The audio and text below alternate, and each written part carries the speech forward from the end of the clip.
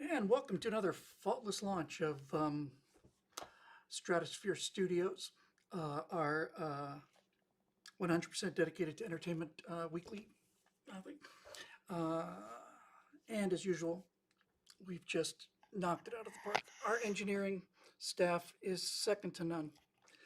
In fact, since they're second to none, you might as well just say none. Um, but we're here. We're using the Battle Bridge mic.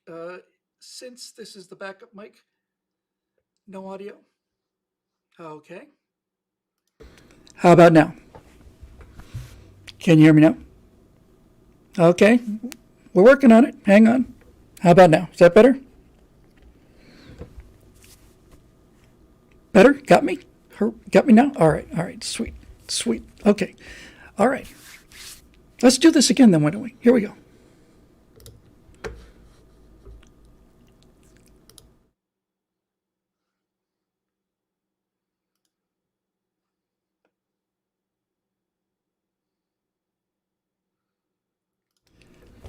Hi, everybody. Welcome to another perfect launch of Stratosphere Studios, which is our entertainment-based show here at BillWhittle.com. Everything's running like clockwork as usual.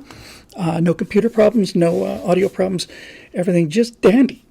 25 minutes of dandiness later, here we are. Hope everybody's doing well. We're going to be trying to deal with, like I said, entertainment questions on Mondays, and Thursdays we do our political stuff. So, there was one thing on the entertainment thing that, it's a new YouTube channel that I've been watching. I just want to make sure I get the name right. You'd think I would after all the videos I saw here. Hang on a second. Hang on. Yeah. Okay. I probably should have known about this guy a long time ago, but I didn't. His name, I almost said his name is, but his name was Kevin Samuels. And I saw a bunch of his videos, and then I would, I'd see like, I don't know, 6 or 7 of them. And then I would see one that says RIP as I went. I let that go. And then I did it again, saw another RIP, so I looked him up. So Kevin Samuels, some people called him the Godfather, was a guy who was basically doing, he was basically knocking the stupid out of an entire generation, 2 generations of people. And his videos are fantastic. He's like a bit like Simon Cowell in that way. He's absolutely fearless. He's not going to pull any punches. People call in voluntarily. It's not like he calls people up randomly and forces them to submit to this thing. But honestly, I can't believe how effective this guy was. Let's see if this makes a difference. Hey, there's a little better. And Kevin Samuels was he was just an incredibly great guy. His main thing really was dealing with these women that would call in, these young women. It's mostly a program for men, but the stuff that I saw was these young women would call in. This entire 2 generations would call in. I think this is an entertainment-related thing, and we'll get to the other stuff, fun stuff in a minute. But the amount of delusion is almost unbelievable. How much, just how much these women would come in, and you'd see these completely ordinary people, and he'd ask you to rate yourself on a scale of 1 to 10. And every one of them, oh, I'm a 10, I'm a 10, I'm a 10. Really? No one more beautiful than you? Beyonce's not more beautiful than you? Nope, nope, nope. 10, 10, 10. Anyway, very erudite, beautifully dressed, immaculate, just extremely well decorated set, and by and large, the epitome of calm. And I thought, wow, it's just incredible. And then, like I said, I saw a couple of RIPs, and then I found out he just killed over, had a heart attack, died of stress, basically. hypertension. No, the Gorn is no closer. That's ridiculous. It's a cardboard cutout. It's not capable of moving. It's simply right where it's always been. And I think maybe you need to seek psychiatric. But yeah, it just, and I think it was like in early 50s. It just killed him. And he was really something. His ability to communicate was really exceptional. And I bring this up from the entertainment show rather than the political show, because he attracted the kind of people who hated to hear what he wanted to say. You get these young women calling in for talking about Kevin Samuels, and they would call in and argue with him that they really were 9s and 10s. He would just say, "How tall are you?" 5'3". "What do you weigh?" 176. "You're a 4." And so his delivery was so, I'll get this right eventually. His delivery was so authentic. That's the word I'm looking for. Authentic. And I learned a lot from him, and I'm very sorry to hear that he died way before his time. Somebody said in the comments, I just saw it a second ago, was it? That Pearly Things, she's terrific too, this young lady who basically is going out there trying to, snap people out of it. Anyway, this is the entertainment show, so let's talk about some entertainment. The scripts for Empire Terror are coming along. We're practically done. I've still got 1.5 to do. We're shooting on March 6th. That date is getting closer. So that's going to be good news. And I think I'm just using that to tee off because I was just looking through one of these online, model houses, Turbo Squid and CG Trader and that kind of thing. And I usually just go through, I don't know what it is with this shirt, but it's really bugging me. And I usually just go through and, just look at the new stuff. And I'm looking at this new stuff and then new textures and stuff. And it's like, I want to get back into this so badly. So,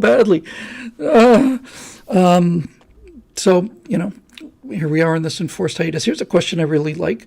Dual Monitor on YouTube says, "Are you still friends with Rachel Lucas?" I'll always be friends with Rachel Lucas, but I haven't talked to her in 10 years, I think. I really just don't think no, I haven't talked to her in 10 years. I've always assumed that people who, after 10 years, there's like the giant changing, everybody's everybody's email address changed around the same time, like 8 years ago, 9 years, 10, 11, 12 years, or something like that.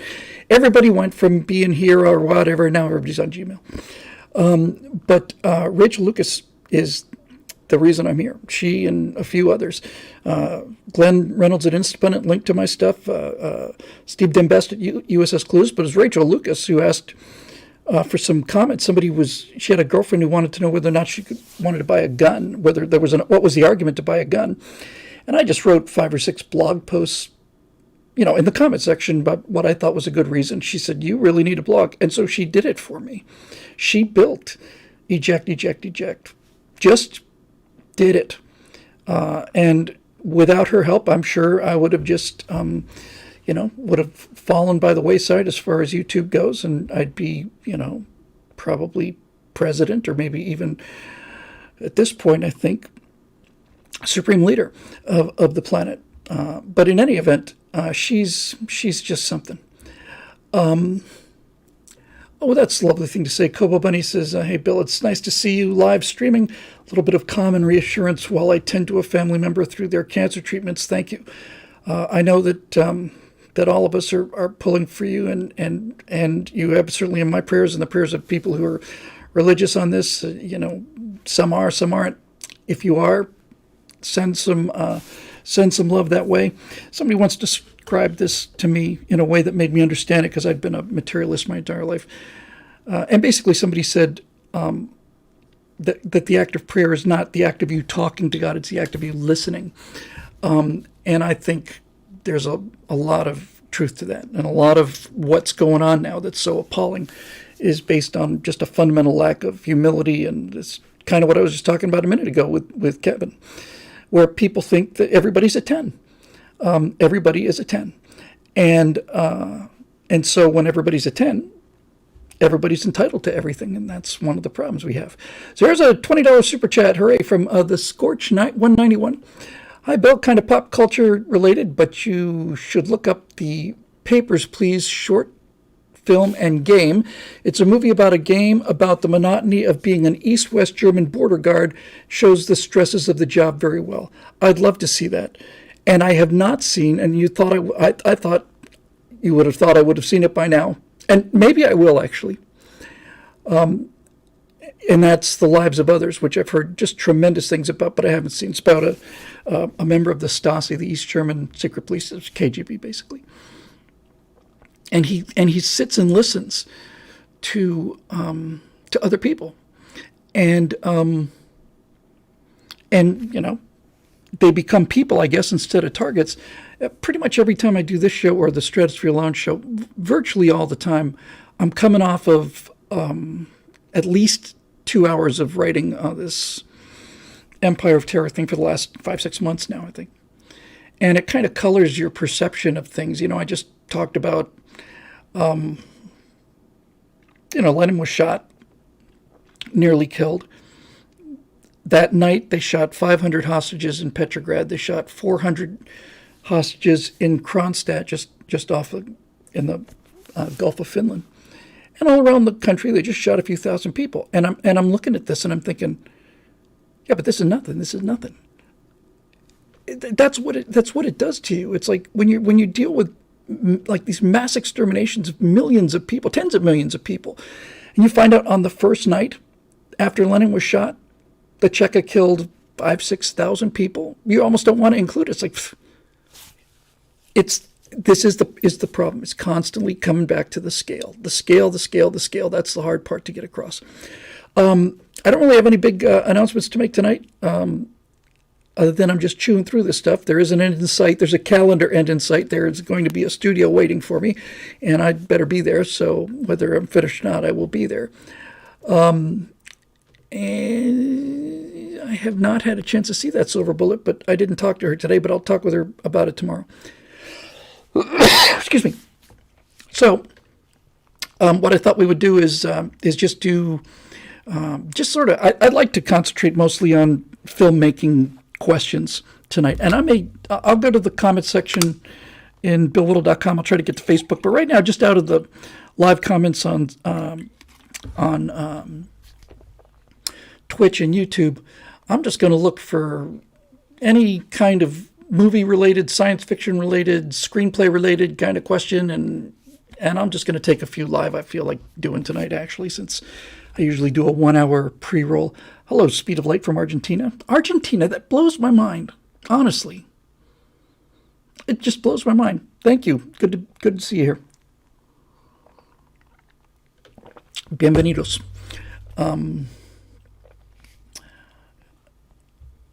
Dictor Van Doomcock will be proven correct when Mouse House implodes. Yeah, Mouse House is this is more of a political issue, although it is also entertainment. If you haven't seen this latest thing they did with the Pride family, where it's a bunch of, you know, like tweens, animated tweens up on a high school talent show, and they're just, the chant is slaves built this country, slaves built this country, and you say it often enough and people will start to believe it, you know. They'll just start to believe it. Disney made that. That's a Walt Disney production. It's on Disney Plus. I think it's Disney Plus. Am I going to see the movie Nefarious when it's released in a month or so? I haven't heard of it. Let me do this, because my memory during these shows is not the steel trap that some people who don't know me very well might be led to think. I'm not going to watch the whole trailer. I'm just going to tee it up.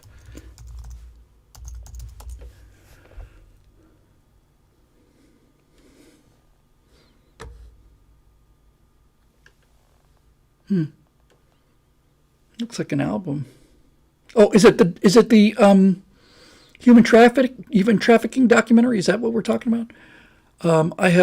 That's about the only thing I'm seeing. Excuse me. Hugs from Brazil from Greg Mash, and I'm a quarter Portuguese. Greg, you'd think I know how to say welcome in Portuguese, but I don't. But it's at the show we're talking about the human trafficking thing, because it's as a movie where a demon takes over America. All right. I didn't see it, but I've got it queued up, so I'll take a look at it afterwards. Maybe we can talk about it next week. I don't have anything to say about it tonight because I don't know anything about it. But that thing is just a new. It's a new low, and that's kind of amazing if you think about it. Really, that you can have a new low. But the problem is, is that a lot of people are going to believe this, that slaves built this country. And slaves didn't build this country. Slaves built the plantation system in the South, but that was destroyed with slavery at the end of the Civil War. And then from that point, black people helped build this country in proportion to their numbers. And so there's nothing that the slaves produced in America that's still here, or even really in any way legacy. They did build an entire economy and keep it running, but that pre-war plantation sitting on a porch sipping a mint julep kind of thing, that went the way of Gettysburg and Fredericksburg and Vicksburg and Sharpsburg and all of those. So it's just a lie. Now, it's not to marginalize black people's contributions to America, but it is definitely designed to marginalize white people's contribution to America. And you think, oh, nobody could believe that. Yeah, they could.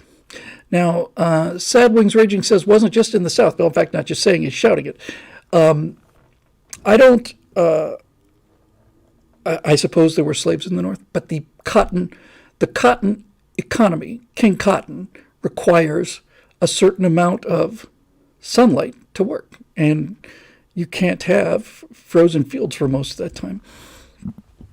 The reason the Civil War happened was because I'm not going to get into the Civil War. It's political stuff. Shouldn't be talking about this anyway. I was only talking about it in relation to the Disney thing. Hey, the Sacred Order of Knightly Valor has a super chat. Because of time dilation, wouldn't hibernation starships from Earth be passed by superior starships developed on Earth while the astronauts were asleep? I'm going to that one because that is an entertainment and a science fiction question. Excuse me. You have landed on one of the most interesting logical outcomes of stellar exploration. In other words, if we ever do get a chance to explore the stars, this is something that will happen. And the real tragedy of it could be, you could launch a ship that would get to the nearest star in 70 years, and maybe 20 years later, some enormous kind of propulsion breakthrough, you could easily be there to greet the people who were the first people. That's actually a really cool idea. You know, I've heard of this dynamic before. So basically, here's how it works. Let's say you're going from here to Alpha Centauri, and you send a bus, and the bus is going 50 miles per hour, which would take a while. But it's going 50 miles an hour, and it's been going 50 miles an hour for, a while. And then all of a sudden, instead of the next bus going 50 miles an hour behind it, now all of a sudden the next bus is doing 240 miles an hour. It's going to pass that first bus, and it's going to arrive there, but the people on the first bus are going to think that they're the first people there. Now, that kind of dynamic, like I say, has been here for a long time. But the one thing I have not heard is what, I haven't seen explored anyway, is what happens to the psychology of the people on the first ship. We're the first ones. We're going to be the first people to this explore the solar system. It's us. G.K. Masterson says Vicksburg represent. Yeah, okay, so Vicksburg's in there too. So the science has been discussed, and it's almost like a kind of an ironic sort of thing. Like, am I peaking in audio? Thank you for saying so. I'm very concerned about the audio. We're on the backup mic tonight. So that's been dealt with, but the psychological aspects of it has not been dealt with it that I'm aware of. I've even heard, or at least thought about, okay, so you overtake the ship, and then you wake the people up and say, hey, you've still got another 60 years to go. Hop on with us. We'll be there in 4. But you can't catch that ship. You're not going to stop. You can't catch that ship. So the thing that I haven't really thought about, and is an excellent idea for the colonies and for anything else, is what does that sense of disappointment feel like? We're going to be there, and we've got our plans to set up the base, and first thing we're going to do is the orbital surveys, and we're going to do this, dedicated our whole lives to this. We've been in hibernation sleep for 25 years on and off, blah blah blah blah blah blah. You get there, and it's like, oh, there's an orbiting space station, there's a complete satellite network. Look at that. There's 500,000 people down there on the planet's surface, and now you're just these dinosaurs that arrive in this dinosaur ship, and no doubt you would be respected, but it'd be kind of a bummer, don't you think? So that only happens, obviously, in interstellar travel, because even the technology cannot advance quickly enough for that to happen within the solar system, because the travel times are relatively short. In other words, you can't wait 20 years to have a big technological breakthrough, because there's nothing in the solar system is more than 20 years away, not even close. Not even close. One of the things that really is shocking, if you've been following space probes the way I have since I was 13, 14. We're launching a mission to Jupiter. Great. Launching it in 2023. Fantastic. When will it get there? 2031. Okay. And the reason that it's going to get there in 2031 is because there is so little delta V available. It's so marginal. There's a term for this. Home and transfer orbits are part of it, but there's a term in astrophysics that refer to gravity manifolds. So basically, think of it this way. So you probably at least heard, if you're not terribly familiar with deep space probes, you've probably heard. Let me just say this for the last beat. Scorch for Super Chat says it'd be like Neil landing and finding an American base that's been there for 40 years. Yeah, that's something that really needs to be, described. Anyway, so here's why it takes 5, 6, 7, 8 years just to get to Jupiter. Because the propulsion is so marginal, they don't have the delta V. Let me rephrase that. Believe it or not, it's actually quicker to stay in the inner solar system and get a gravity assist from Earth or Earth and Venus or whatever and so on. So what does that do? What does a gravity assist do? I remember asking Phil this question, and I couldn't figure it out. And then suddenly he explained it to me, and I was like, oh, I'm an idiot. So why would flying past a planet, why would that be something you want to do? It's a gravity assist, makes you go faster. Why? I said, so you accelerate as you go into the planet's gravitational field, right, Phil? Yeah, and then you decelerate as you come out of it, right? It's dragging you back, right? So isn't that a net zero? He says, yes, that's a net zero, but the orbital velocity of the planet is the boost.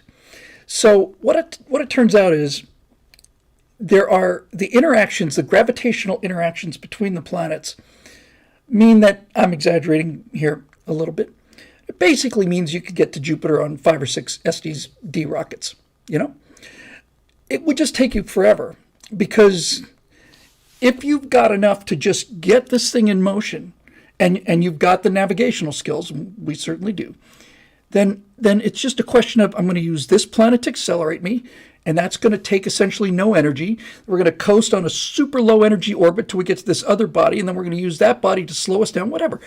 And so you get to travel for next to nothing.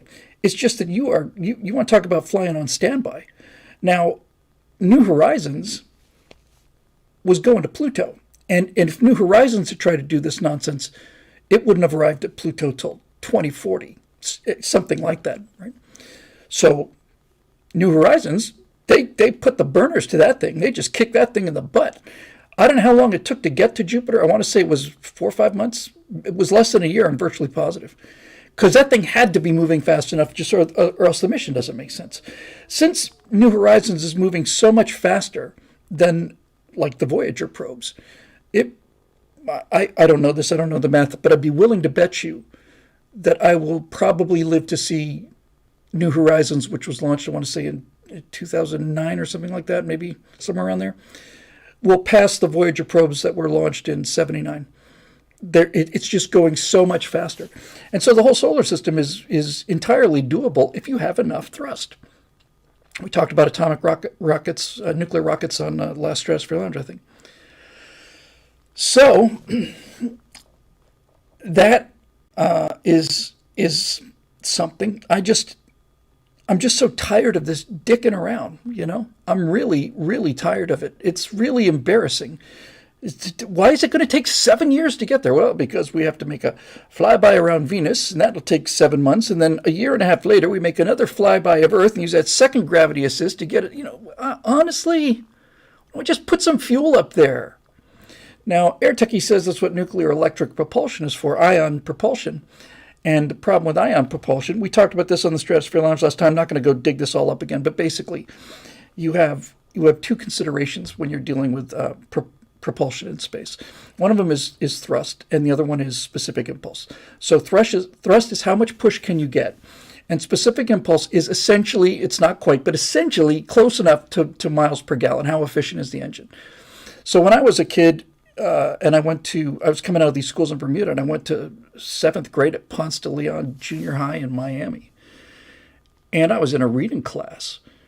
And I'm not making nothing special about me. I just got a decent education. I finished the week's reading assignment in about 25, 30 minutes. That's what they had to read for the week. So they had this thing called independent study, a little independent study card. It was a hand-drawn kind of thing. You'd see like a profile of a face, and there'd be the infinity thing, and then inside the head would be the infinity thing. And here's my independent study card. And I just go to the library and do nothing but sit in the library and read about things like this. And so you hear about these ion drives and the super, super high velocity of the way these things come out. Basically, it uses electricity. It's an electric-powered drive that uses a source, usually cesium, if I remember correctly. And it takes these atoms and ionizes them and shoots them out the back with an electromagnet.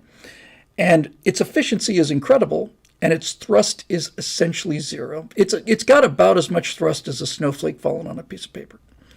Now, that snowflake falling on a piece of paper falls long enough, or enough of them fall, then eventually you can get up to pretty good speeds. But that's also dicking around. Ion engines are useless, and it looks like it looks like they are useless by design. I don't see any way you can engineer the ion engine to do what you want it to do. I don't see you get tremendous efficiency, but you don't get thrust. Now over here, Air Techie says, check out the paper on the fusion-powered plasma drive out of Princeton Plasma Labs. I like the sound of Princeton Plasma Labs. Gives you enough thrust to get to Mars in 14 days. See, if you get to Mars in 14 days, all of these other problems are solved, right? Your supply problems are solved. Your habitation problems are solved. Your radiation problems are solved. Your supply problems are solved. You can get to Mars in 14 days, then great. Nuclear fusion powered plasma drive. Yes. Like we said on the Stratosphere Lounge, it's a shame we didn't do it on this show, but like we said, the key is how hot can you make something?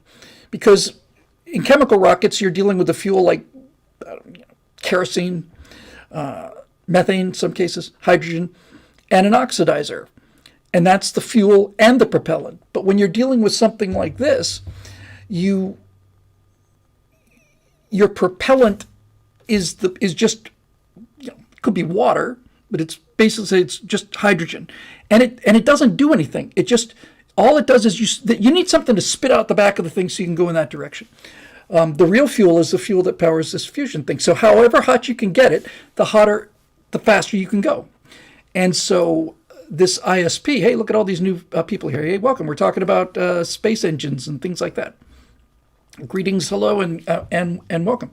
So Fiery Waco says, what's used for reaction mass? Well, as it turns out, Waco, there's a bunch of things that are useful, and I did a lot of research on this for Aurora.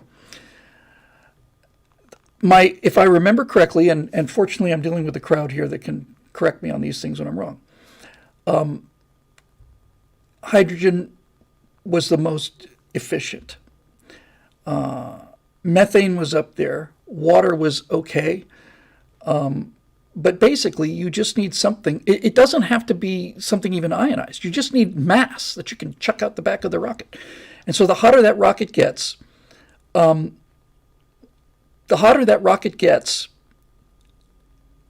the more thrust it produces per pound of fuel, and that means its efficiency, its specific impulse goes up. Now, here's a great question on the entertainment show. Super chat from What's a Takeaway says, "Hey Bill, what do you think of the Epstein drive from The Expanse?" See, this is how I feel. This is why I feel the way I feel about The Expanse. There are parts of it that I liked very much, and parts of it that I just goodbye, you know.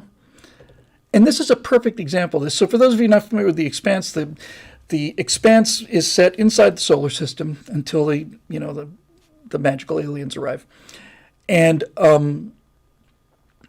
so they do a burn to midpoint and then flip around and then slow down. I've talked about that before. That's not real efficient. You don't want to continually burn to midpoint. You want to burn as fast as you can so you can get going as fast as you can, as quickly as you can. And then you want the maximum burn at the other end so that you don't have to start slowing down halfway there.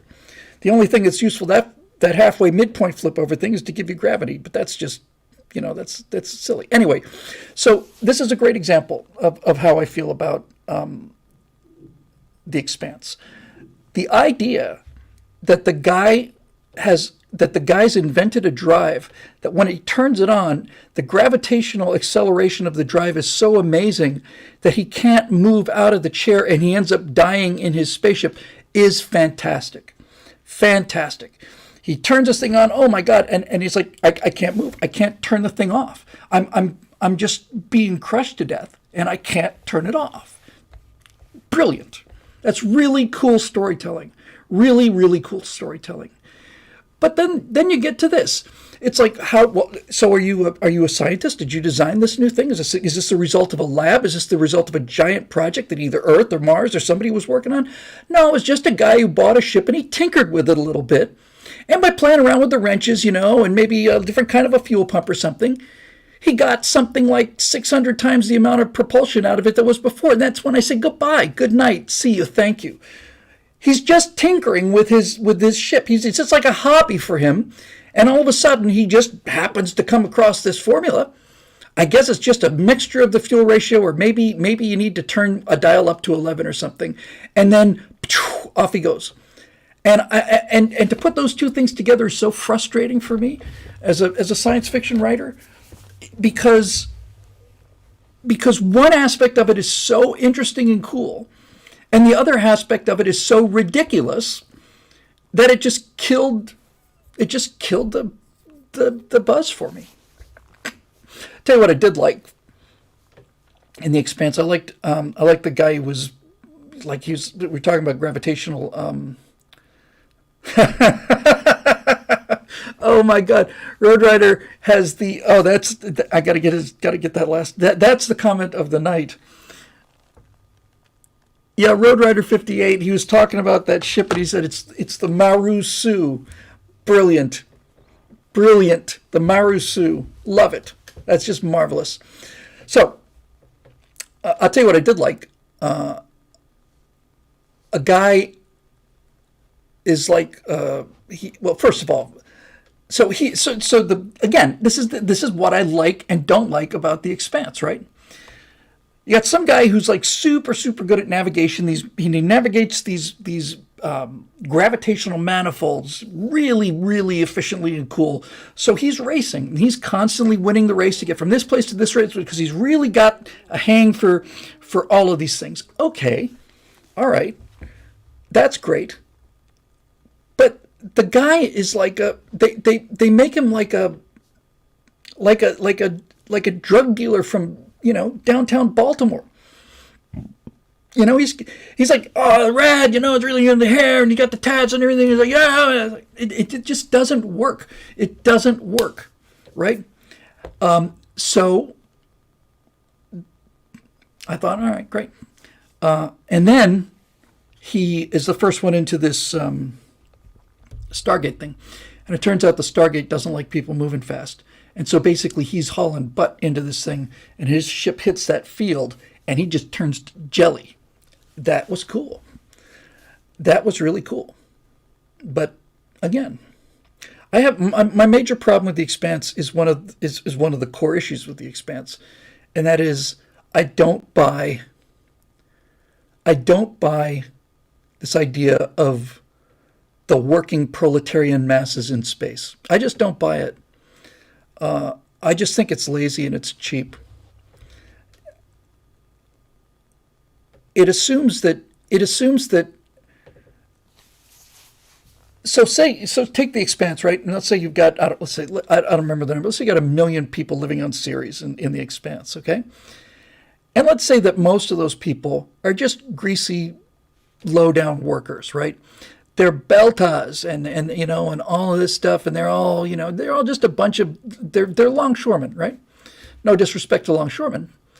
But basically that's what The Expanse plays upon, is there's a lot of class war out there where we're the beltas, and then the inners are always exploiting us. Okay, but just think this through for a second. If you've got 1 million people on Ceres, right, on the asteroid Ceres, let me say Vesta because Ceres sounds like TV series. Got 500,000 people living on Vesta, and most of them are essentially uneducated. Yeah, that's right. Red wings, sad wings. Yeah, they're space commies, and most of them are the huddled masses, right? They're low skill, just low paid. From what I've seen on the show, fairly low intellect stuff. So what you're basically saying is you've got room for 500,000 people up there. You've got 8 or 10 or 12 billion people back on Earth, and this is the best you can do. My point about it is if you've got room for 500,000 people on an asteroid, you can pick 500,000 PhD engineers, and there's no room for there's no room for poverty in space. I almost said for poor people. There's no room for poverty in space. It doesn't work, right? It just can't work because of the demands of it. It's like it's a human dynamic. It's not a dramatic convention or affectation, right? If you just think it's through, you just don't get it. In other words, think of this. It's like saying you're a lazy pioneer, right? There were no lazy pioneers. It's contradiction in terms. You could not be a lazy pioneer. You could be lazy or you could be a pioneer, but you can't be a lazy pioneer. You had to work hard.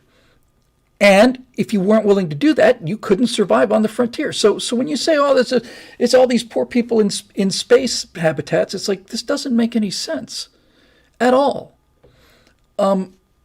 You've got, it's not even, some people, see, here's what the problem is. The problem is that it's the politics behind The Expanse. The people that wrote, the guys that wrote The Expanse wanted to have this Marxist kind of idea of the rich elites, these are the innas, and then you've got the poor exploited working class, and these are the beltas. And the whole dynamic is about rich versus poor. It's about exploiting these people. It's nothing but straight up Marxism. And of course, you're designed to feel sympathy for these poor belters who are just essentially just murdered at will by their capitalist overlords as they live in their, in their solid steel cells and basically drink beer and think about how to blow up the base. It doesn't make sense. And here's why it doesn't make sense. It doesn't make sense because regardless of how commonplace space is, it's still expensive to get there. And the people you're going to send there have to know what they're doing. There's no reason to have unskilled people in space. Somebody in the comment section said, yeah, well, the coal miners or miners aren't the brightest people in the world. And I gave that some quick thought for a second. I thought, you know what, that's really actually kind of a good point. But if it's something that required unskilled labor, then it's better to do it with robots, because that's what robots are, is they're unskilled labor. So they had all of their politics built into this thing. And by the way, when I say built into it, I mean built into the opening credit roll. Here are the glaciers melting. Here are the sea levels rising. When you see New York, it's got a seawall all around it, which seems to work pretty well, by the way. And so the whole thing is about Marxism. Now, as it turns out, I'm just coming off of the birth of Marxism in the real world. I mean, I've spent 6 months every day for 6 months living 5-6 hours at the Russian Revolution and the birthplace of this god-awful theory. And Marxism was obsolete by the time that Lenin put it in place in 1917. The reason that Russia became the only Marxist country in the world was because Russia was so backwards. And I swear to God, I was writing this an hour ago. An hour ago, I was making this argument. This is fun. It's a political argument, but we're gonna use it to criticize the Expanse and all these poor exploited workers out there out on the frontier and all the rest of this stuff. So stick with me on this, right? Because the Expanse and many other shows have this Marxist view of space exploration. So let's just go through why this is essentially impossible. Okay, so by the way, I'm going to put my glasses on. I hate getting people's names wrong. I hate mispronouncing them even. Rad Robot, cool name, says they weren't sent there, they were born there, and they can't live in the gravity well. That's cool. The idea that they're born on an asteroid and that super thin guy is crushed by the Earth gravity, that's cool. But the idea that you could have a child on a space habitat and afford to have this child not have any skills, that's nuts. It's nuts. Your parents are going to be engineers, and what are you going to be? You're going to be a gangster? No. Now, when you get back on a planet somewhere else, that's another story. Anyway, so the Expanse is about Marxism in space. Lenin. I had this insight, honestly, an hour ago. I've never heard anybody really talk about this before, but I really think I'm onto something here, because I'm writing a story about the Russian Revolution and all of that stuff. So after Lenin is shot in 1918, assassination attempt on his life, they really uncorked the Red Terror, and they're going to start going after the kulaks. These are the wealthy peasants, the exploiting classes of peasants. These are the guys who have 2 cows. Right, and the rhetoric, bloodthirsty vampires. They must all be massacred. Right. So Lenin and Stalin later are determined to massacre this peasantry, and I said to myself, okay, Lenin is a Marxist prophet. He is a true believer. He said he fell in love with Marxism when he first saw it. And he is sitting there in exile for 17 years talking about Marxism. He's about Marxism this, and Marx says this, and so on, so on, so on. So he's a Marxist, right?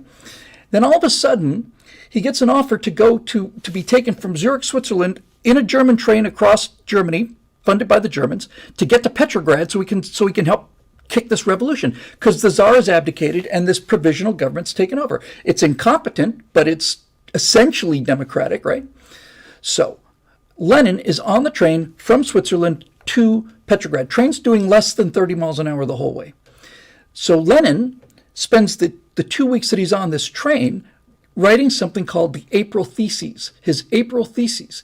And what Lenin had to do in that 2 weeks was he had to figure out a way to invert Marxism so that he could present it to the Russian people. Let me elaborate on this. Lenin is a guy like all the other Marxists who believed that Karl Marx stumbled upon a law of physics that applies to humanity. That's the way they look at it. That's why they believe in it so much.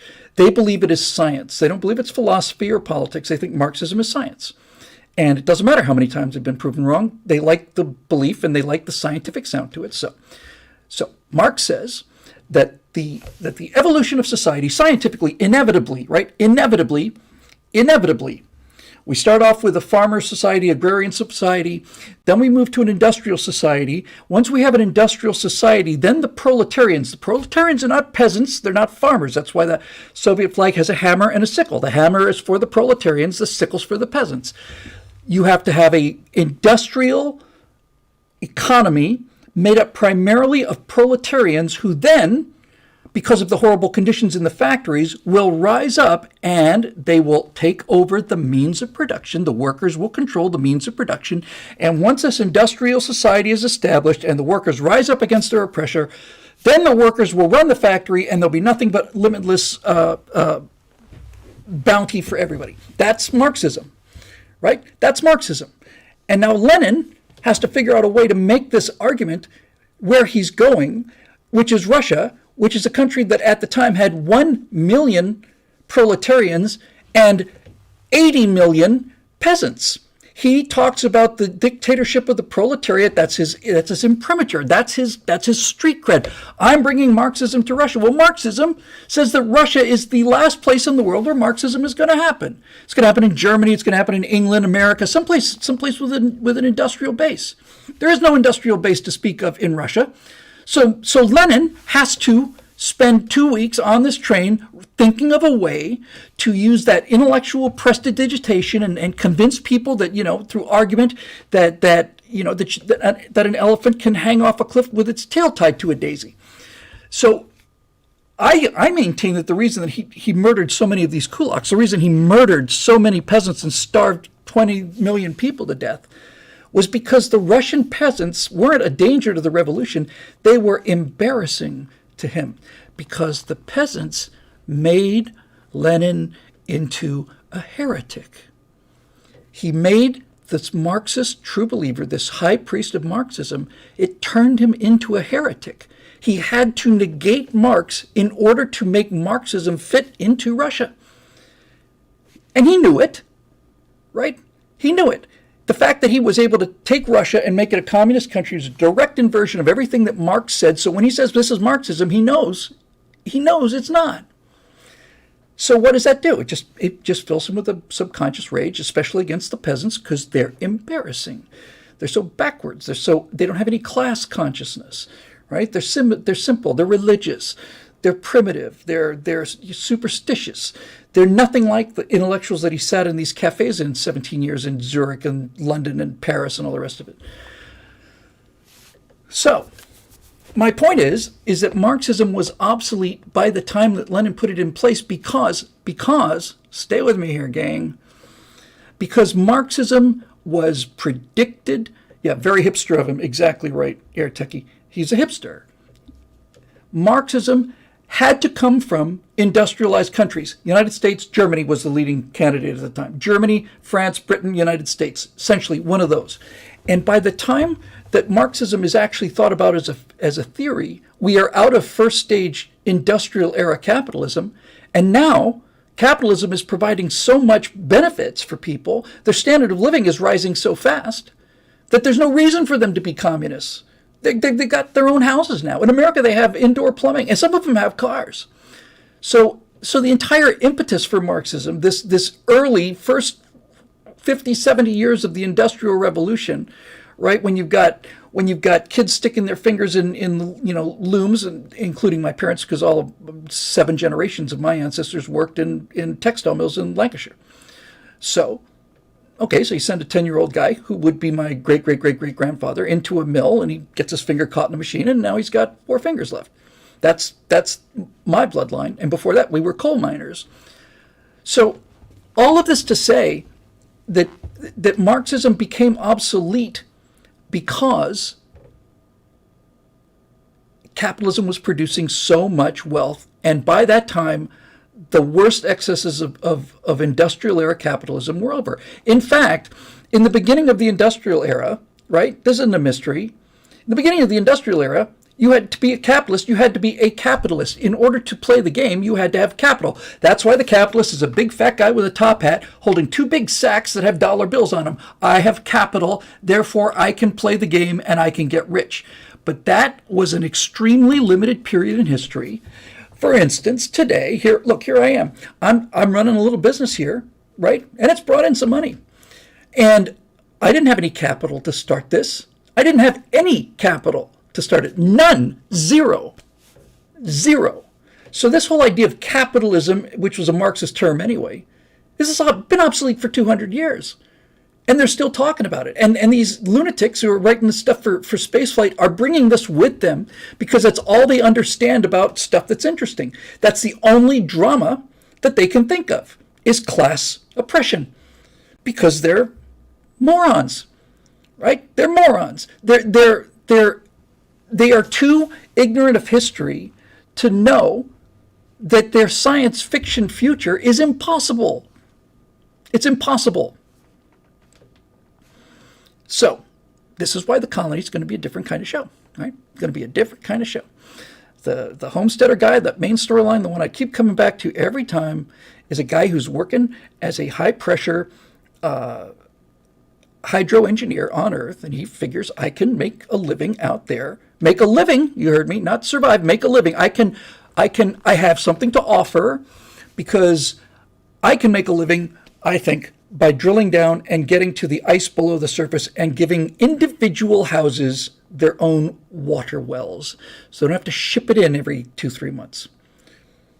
Okay, that's an awful long way away from that because this guy gets there. He's got no money. His family's got no money. They spent all the money they had on this rover. The rover's missing a wheel. It's the food went bad in it. You know, what are they going to do? They're going to sue the guy that bought the thing 4 light years away. So he and the family are poor, but they're never proletarians. They're never belters, right? They get to work. They get to work. I just don't see it. I don't see how that future that the Expanse portrays is possible. I can, of course, see a world where after the planet has been settled for 200 years, and now you've got millions and millions of people and this enormous tax base and enough money to start paying for things like social welfare programs, then I can see that happening. But you can't be a lazy pioneer. So that's where this kind of science fiction falls apart for me, and where it shouldn't fall apart, and where it won't fall apart, and where, in fact, the entire purpose of the entire series is. This is the purpose of the series. The purpose of the Colonies is to show people not only how things actually worked to get us here, but to show us that it'll work again, anywhere you apply it. First time chat from Kentekrat. The broken rover reminds me of Washington ordering carriages from London and then sending him junk because he can't return it. Yes. So, the thing about space that is appealing to me and appealing on a level of hope for humanity kind of thing, is that you can't be stupid in space. And you can't be stupid on the frontier either. You can be uneducated, you can be relatively simple, but you can't be stupid. Right? You can't be stupid and you can't be lazy, because danger selects out the stupid and the lazy very, very quickly. So it doesn't mean that space becomes elitist, because elitist means, well, you'd have to go to the right school or you're the right race or whatever. No, you just can't be stupid and you can't be lazy. If you can avoid doing those two things, you probably find a perfectly fine place for yourself. Except that this is what you never see.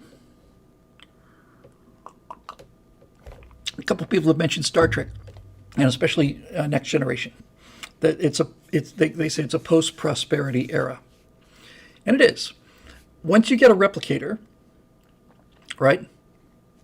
Shovel some stuff into it, and it rearranges the molecules. Oh, bravo! The Sacred Order of Knightly Valor. Here's the punchline. I really am serious. Honest to God, I'm damn near tempted to steal this. I love it so much. the Colonies, and then the subtitle is "In Space, No One Can Hear You Whine." Brilliant. Brilliant. In space, no one can hear you whine. Perfect. Perfect. So anyway, this is what I find encouraging about it. Infidel 42 says, like I said earlier, space is hard. It would weed out the weak and the unfit. Yes. And it doesn't, by the way, when you say weed them out, it does it in the best possible way, because we're not talking about genocide. I am 100%, I spent my entire career fighting against collectivism because of the murdering that it does. When you say it weeds, and you're right, when you say, but space weeds out the weak and the unfit, it doesn't do that by going through the population and shooting the weak and the unfit. It just makes it a place where they don't want to go, or they're not allowed to go because they can't get there.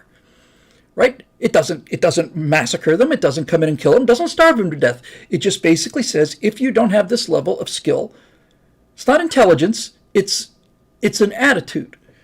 You are going to need the equivalent of janitors in space, but they can't be lazy and they can't be stupid and they can't be, because the pool that you're drawing on is so large. So it's really interesting when you get to that level. And that's why I'm so pleased with the mental work that I've done on this homesteader thing. I love the idea that it was, I got locked into this from a 40K story.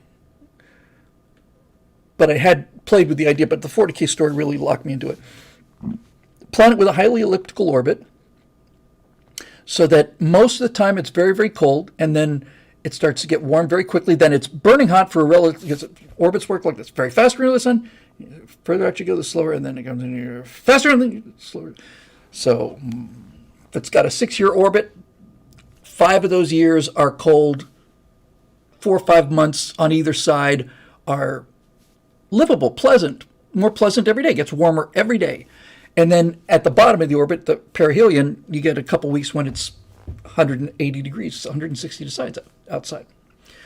So one of the first things that I like about that was I decided to bring this family, because this is who we're following. So when I say we bring the family, the audience arrives on this planet not at the perfectly timed, what great luck, what an incredible coincidence that you manage to arrive just as things are getting pleasant. No, they arrive at the worst possible time. They don't arrive at peak coldness. They arrive at the time that the planet is starting to get cold. They got 4 years of cold ahead of them, and it is the worst possible time. Thank you for that, Eric. So, yeah, Gates may realize it's an effective way to reduce the carbon he doesn't like. I have a certain number of lines in my head. I have dozens of scenes pretty much written in my head, but I have one line that I just love. This guy in the homesteading story. He's a father. He's got a wife. She's a musician. I wanted something that was non-essential for the wife, because I didn't want them to both be engineers, because I think there'd be a lot of that. She's not a musician. Not just a musician. She's a music teacher. That's what his wife does. Okay. There could be some use for that. But she works her tail off, and so does the son, and eventually so does the daughter, even though she's 15 and she's been pulled out of the nightclub scene and all of her friends, where she would have ended up being a drug addict.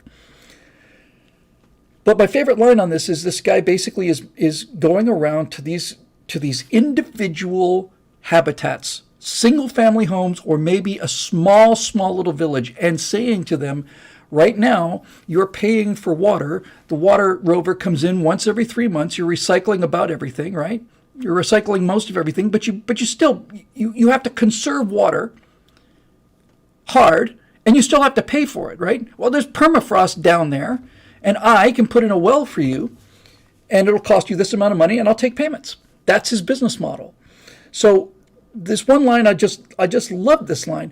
He finally, he's convinced to drive, 5 days or something in his rover to go meet this guy who's got a little tiny little habitat, right, in a little cove. And our guy already knows basic geology about the place. He says, yeah, there's almost certainly water down there, and probably not too deep. So the guy says, all right, come on out and we'll talk business. So he drives out there for 4 or 5 days in his nuclear-powered rover, and he gets there, and he starts talking to this guy. We'll call him Farmer Joe for the sake of it. And he basically says, all right, so our guy says, so what kind of energy source have we got here? What can we work with? And the guy says, well, we got solar panels on both sides of this hill, and we've got 3 wind turbines up there. And then my guy says, look, when you're ready to stop dicking around, call me again, okay? This is ridiculous. In order to pull this off, you need a real simple, relatively inexpensive, you can get a used one with still got 14 years on it or something like that. You need a simple 5 megawatt reactor. It's the size of a barrel of oil. And when you're serious, let me know, because we can't run anything on this. This is a joke. It's a cartoon. I don't get to say anything about global warming, but I do get to talk about exactly how much power wind and solar deliver compared to nuclear reactor. And when I have this guy looking up at the windmills, like when you just, and I don't say when you decide to get serious. I say when you decide to stop dicking around, then we'll talk some business. I can include the reactor in the proposal price. You know, it's not the most important part of the thing because there'd be so many of them. It would be like widescreen TVs. Like I've got this 65-inch monitor here because this is where I work. This is a huge monitor. It's 4K, so it's got the resolution. And when these things first came out, they're $7,000, $8,000. I didn't buy it at that price point. I bought it probably around $1,800. Now they're $400. They're for a 1080 widescreen. They're less than that. So if you need reactors, and when I say reactors, I mean you need reliable energy, lots of it, independent of a grid, because you're going out into the wilderness. You need a suitcase reactor. Well, a barrel anyway. So there'll be thousands, millions of them. They're just simple fission reactors. It's real easy. They just put some uranium in there or thorium.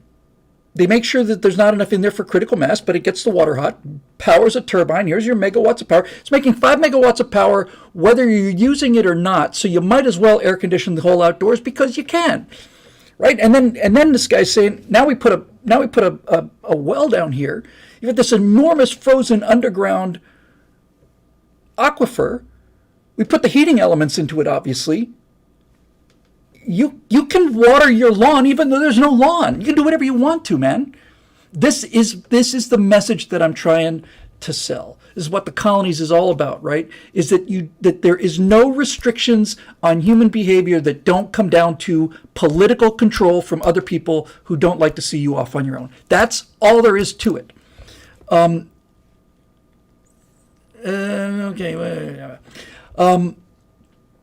We could have had these reactors forever.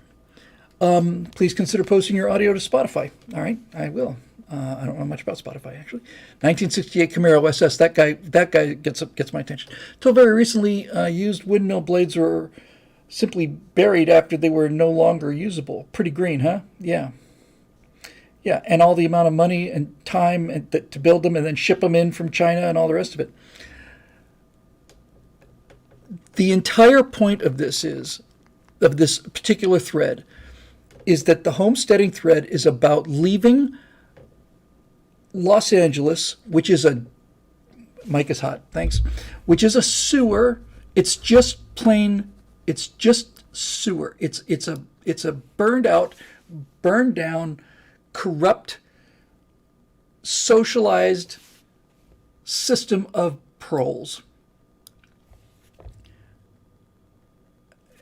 And they're only proles because they're voting machines, and they allow it.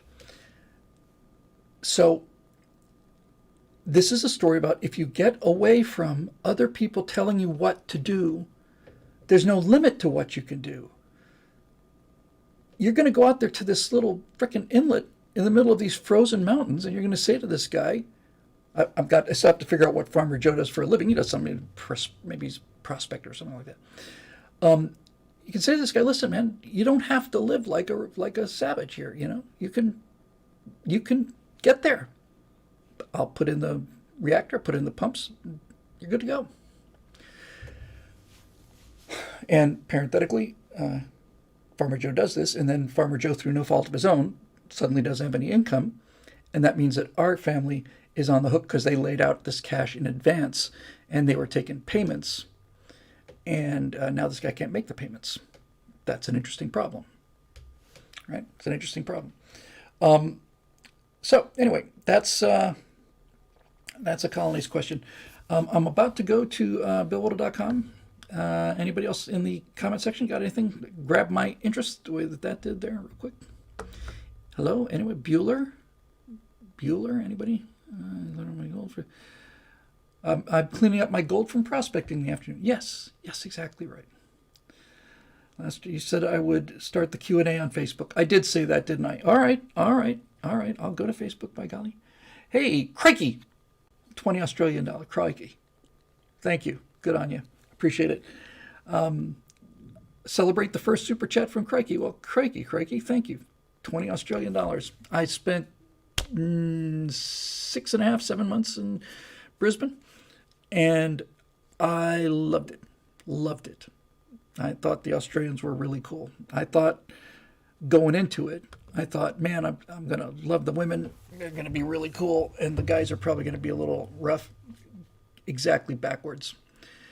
I found the women to be a little snooty, but the guys were just the best guys in the world. It's just like they're just the most fun, open, cool guys, Yeah. We're going to grab a boat. We're going to go out to that island. We're going to cook some T-bone steaks and drink some beer. You want to go? Yeah, I do, actually. That sounds pretty good. All right, so what did I put my glasses on for? Oh, yes, so I said I would do Facebook, so let's do Facebook. Now there's has anybody, what happened to Marusha? Anybody know? Haven't seen her in 3-4 weeks. Let's have a look. If she's watching, you are sorely missed. Okay, 9 comments.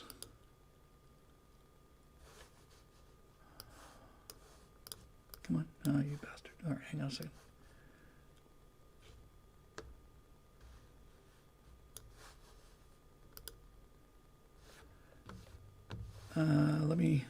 Let me peel this off so I can see if anybody's answering what happened to Marusha, who's just a huge part of the show, and I'm really a little concerned. I haven't seen her in a while.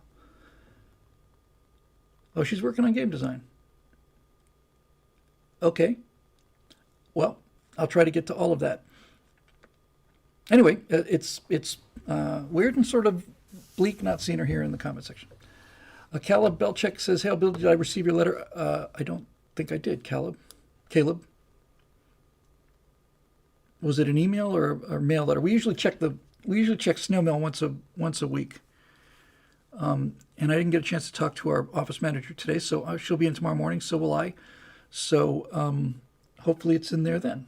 So here we go. We're looking at the comment section here and try and keep all these windows open. And yeah, all right, here we go.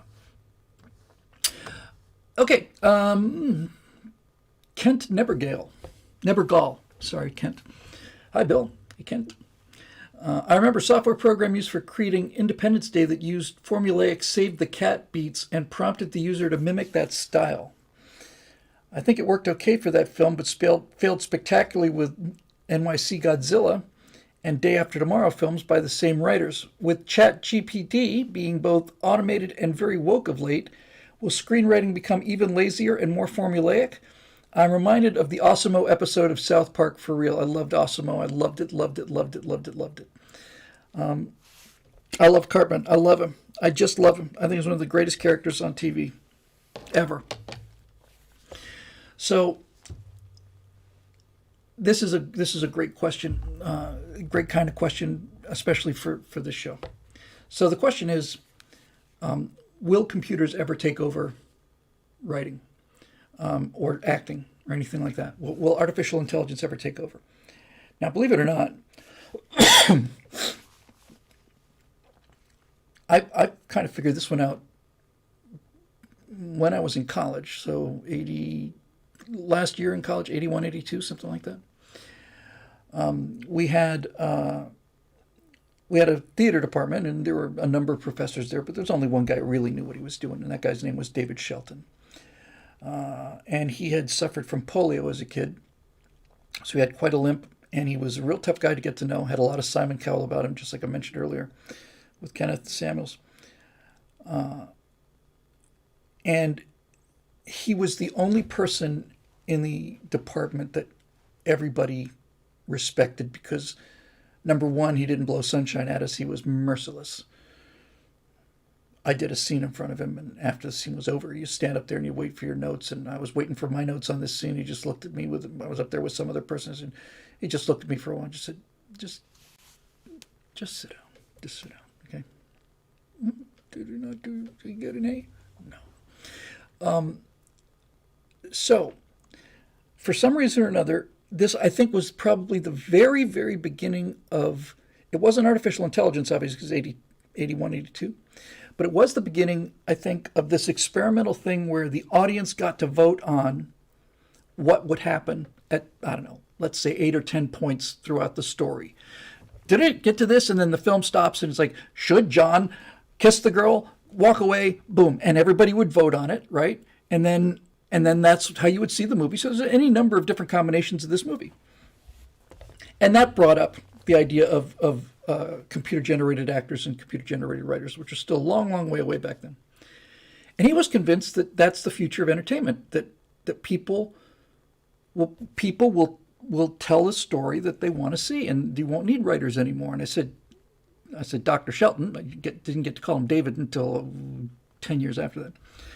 I said, Dr. Shelton, here's the thing though, right? Yes, everybody's going to pick the outcome that they want, and that is really shitty writing. What? See, I was a writer. Virtually everybody else in the theater department, there were actors, but I was there as a writer. And I said, I mean, think about it. The reason you get involved and attached to a character is because of their faults and because of the hardships that they go through. And if you've got a character that everybody sympathizes with, nobody's going to vote him into something bad. Everybody's going to want to. Everybody will be a Mary Sue. The term didn't exist back then, but that's what it basically meant. Everybody will write the story that they want to see. And a writer writes the story that they should see. Notice I didn't say gives them the lesson that they need to learn. I said writes the story that they should see. The writer writes the best story. The writer has to have the discipline to put warts on his heroes and to put the people he loves into not only dangerous situations, that's a little tough, but putting them into morally debatable situations where you've got your hero and he's doing something that's a little bit dicey, a little bit sketchy. That's how you create an interesting character. Just talking about Cartman a second ago. Cartman's a one-dimensional. He is literally a one-dimensional character. At least he was in the original, right? Before they did computer animation trying to look like the paper cutouts. But Cartman's a one-dimensional character, but he's a one-dimensional character who works because he's saying the things that no one else is allowed to say. Nobody could ever get away with what Cartman says in a live-action show. So the writers know that they can put things into Cartman's mouth that are reprehensible things, including taking your rival and dicing his parents up into stew and chili or something and making him eat them. He can go as far as he wants to with that because that's his brand. That's what he is. So there's no dimension there, but he is an outlet for a kind of morality that is not attractive, and the writers have the sense to make sure that he gets punished about as often as he gets rewarded, and they also have the sense to make sure he gets rewarded about as often as he gets punished. So Cartman is everybody's id, right? Cartman is what everybody wants to do. Yeah, that's right. G Sizzy there in there, Sizzle. He's when we meet our own Scott Tenorman, we want to go all full Cartman on him.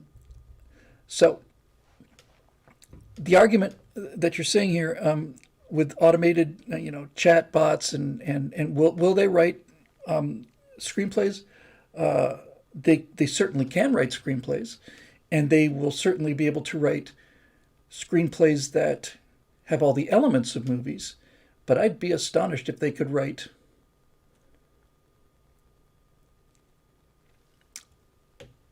when you're writing a screenplay, you have to do a strange combination of things.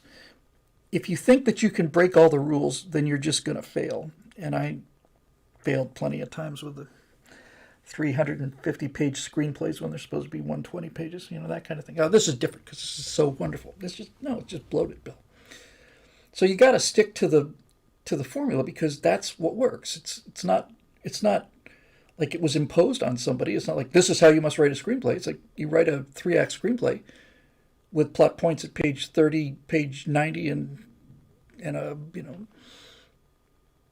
act 1 ends at 30, act 2 ends at page 90, and movie ends at 120. So it will be able to do that, and it will be able to do the kind of things that I've heard this GPT thing. I think, isn't this the thing that you asked it to write a poem about, about me or Scott Ott or whatever, and it searches the internet and it finds, enough and puts together something. Yes, it's interesting, but it's not artistic. I have yet to see anything out of AI that has shown creative spark. I've seen AI, and I mean the best AI, and I mean in the last 6 months, I've seen the best AI talking to people, and it sounds like a conversation as long as you don't push the limits of a normal conversation.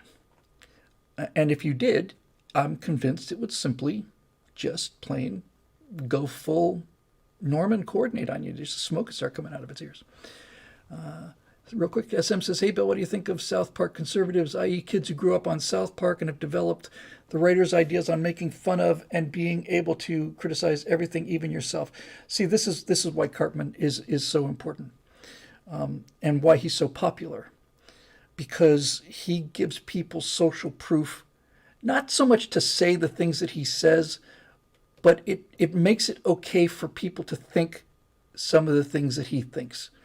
Like, no, I don't think I certainly don't want kids to become Cartmans, but I really like the idea that Cartman can say things that are forbidden because nothing should be forbidden.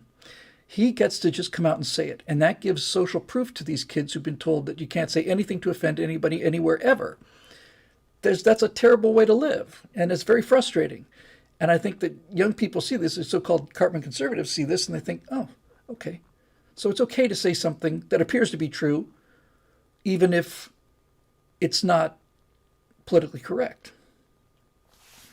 Like the PC principle, that was brilliant, right? You get this guy who is the antithesis of what you would think of it. That's just genius. It's just Matt and Trey's genius. You got this super amped up muscular guy who's like this complete woke pansy. And so he's spouting off about this stuff. And, Austin Ripley says everybody hates Cartman. Everybody in the show hates Cartman. All of the people around Cartman who are inside the frame hate Cartman, but outside of the frame, everybody loves Cartman. They love him, I think, the same way that they used to love Homer Simpson. I don't think anybody ever loved Bart Simpson, but Homer, before, when the show was funny, before it went on life support 25 years ago, Homer was loved because he was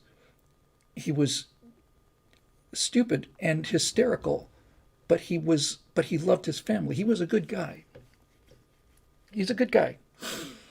And they made him into a cartoon. Archie Bunker, Road Rider, is a classic example.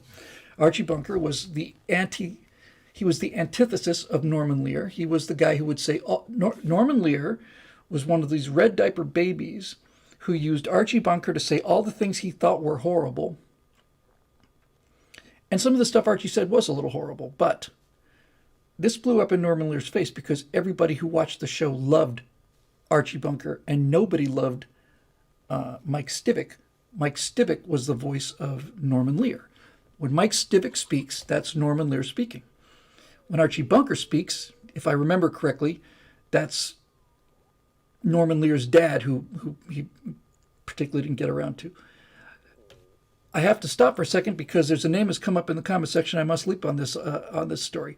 Sad Wings Raging says, I miss Mr. Green Jeans. Well, Sad Wings, I have a Mr. Green Jeans story for you. And we're just going to abandon everything. Although Steve Whoop, I'll come back to this. Stewie is the exact same thing as Cartman. Stewie is our id unleashed, and the more repressive the world gets, the more we like Stewie and Cartman. I want to come back to Meathead in a minute, but I can't forget this because if I forget this, I'll never forgive myself. So Sad Wings Raging says, I miss Mr. Green Jeans. So, for those of you who are not old enough, Mr. Green Jeans was on Captain Kangaroo. He was Captain Kangaroo's... If Captain Kangaroo was Batman, then Mr. Green Jeans was Robin. And he was just a real nice guy. And now you'll probably have a hard time trying to figure out what the defining characteristic of Mr. Green Jeans was, but as it turns out, he was a guy who wore green jeans, coveralls. So that was Mr. Green Jeans. And when I grew up in Bermuda in the mid-60s, I got there in 63, left in 72. So this was a point when the island of Bermuda was pretty much the place to go. For all the New York elites, there was no Cancun or Cozumel or, Caymans, nothing. It was Bermuda. You just get on a jet and go. Unleashed Id is exactly what I mean. It says, Jake Coulter says it sounds like Forbidden Planet. Exactly. Cartman is the id beast run wild, and we love watching it. So anyway, we are sitting there as kids, and a number of people who would at the time counted as minor celebrities would come up, because my dad, being the hotel manager, would have a cocktail party at the house probably once a week or once every 10 days or something, to bring in, just to say hi to the special guests, right? To the whales, the big spenders. And we used to have to serve hors d'oeuvres at those things. Evan was too young, but Steve and I would dressed up in our little red blazers with a little, plaid shorts and our knee socks and our little bow ties, and we'd go around and have plates of hors d'oeuvres for people. So there were people there like Enzo Stuardi, who most of you have never even heard of. He was an Italian singer, kind of a dollar store kind of Dean Martin, and a number of other people in that general category, just people whose names I can barely remember. But they would come up to the house, and somebody would say, I have no idea who this is. Well, Steve and I are there one day, and it's the night of my dad's cocktail party. And Dad says to us, "Hey, you're gonna like one of the people who's coming up tonight." And we said, "Who's that?" He said, "Mr. Green Jeans is coming tonight to the house." And we lost our freaking minds. This is somebody we watched on TV all the time, right? He was a celebrity. We knew who he was. We didn't know who any of these other people were. Mr. Green Jeans, that's a big deal. So we're getting ready for this thing, and people coming in through the front door, and then the back doors where you can park your car and stuff. And so my brother Steve and I are all dressed up, and we're just completely amped about this. And people are coming in, and then there's a knock on the back door. People coming in, we go answering the doors. And somewhere in the course of this early evening, there's a knock on a door, and the door opens, and Steve was so excited about this that Steve said, "Guess who's going to be at the party tonight?" And this guy says, "Who?" And Steve says, "Mr. Green Jeans is going to be here." And this guy says, "I am Mr. Green Jeans." But he wasn't wearing his green jeans. And then we looked at him, we realized, oh crap. And Steve ran away. He was just so freaked out. He just took off. I didn't recognize him without the green jeans until he said he's Mr. Green Jeans. And I looked at his face, like, well, that is actually Mr. Green Jeans. Anyway, that's my Mr. Green Jeans story. And he was one of the nicest people I could ever meet. I remember him standing there. I remember his face. I remember the the bottles of soda that we had stacked outside, the wooden bottles in a wooden a wooden box with a cross hatching, and I just remember Mr. Green Jeans just being a very kind face, and when he saw that reaction, he was just warm, you know. I'm Mr. Green Jeans. Oh my God. And you are? I'm Billy, Mr. Green Jeans. Good to meet you. Good to meet you, Bill. Thank you, Mr. Green Jeans. Or should I just call you Green? Crate, yeah, crate. Thanks. Wooden crate, little soda crate. Anyway, so there we go. So we're back to, I think we pretty much got the whole South Park thing and the screenwriting thing and all the rest of it. Osimo was great. Who was the character? It was voiced by the same guy who does Cartman. I don't know whether it was Trey or Matt does Cartman. But who was the character at the summer camp who would always go, Mimsy! Mimsy!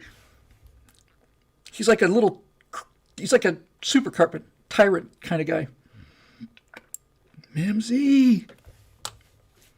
I need to look that up afterwards. That made me cry. I was laughing so hard. I think he appeared in like a couple episodes. Just a little, he was like a little, almost like a Stewie. He was like this kind of a genius, but at the same time, he's got like Lex Luthor in the original Superman movies. He's super genius surrounded by idiots. Trey does Cartman, doesn't surprise me. Nathan. Yep. Okay. Lake Tartacaka, is it? That's fantastic. All right, so we'll go on down to Facebook again, and we'll see what we get next year. Steve Young. Hey, Steve, good to see you. TV is full of male-bashing commercials, especially from insurance companies and Domino's Pizza. It's understandable from Disney, but is there really a positive return on production to corporate America from insulting their customers? Well, no, but that doesn't stop them. Why does Gillette say, we all need to be better men? We've got to stop this rape culture. We as men who use Gillette razors need to understand that we're part of the Me Too movement. We need to stop this rape culture because all males are toxic, and it might as well be you or your kids. You better stop them right now. That's not a smart thing for Gillette to say, but they said it, and they lost 40% of their market share, something overnight, like that. People do stupid things, and the more isolated they are, the more stupid they can be. You would never have anybody who is stocking Gillette razors or whatever make that decision, but executives can make a decision that's stupid because they just talk to other executives, and they are told by their liberal friends on the golf courses that this is what we all do. None of them believe in it. Let me rephrase that. None of them like it, but they all seem to think that it's necessary. Well, they did, because woke is crashing so hard now that it's actually, we're well past peak woke. But they were told that this is the future. Take Star Trek, for example, right? So when I can't even say the words Star Trek, which is one word, and then we'll put a pause there, which is another sentence. And now that they're separated by two sentences, we can say the next word, which is discovery. As long as we don't say them in the same sentence, I can do it without throwing up. But STD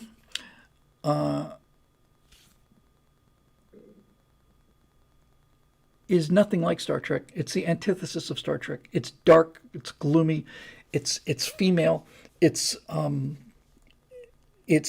meta, it's ironic, it's unserious, it mocks its own content as well as its own audience. It's the antithesis of what Star Trek is. So why did they make it? Well, somebody told the big brains at Paramount that there is a young audience there, and the young audience likes these things. So that's what you have to do to Star Trek. You have to make Star Trek into anti-Star Trek, because that's what those crazy nutty kids are going to want to see today. But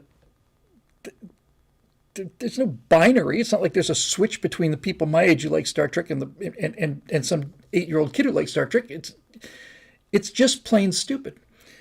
Now, certain Picard is worse. Yes, it is. However, these executives want to believe this because it makes them look good at cocktail parties, right? And that's all that matters.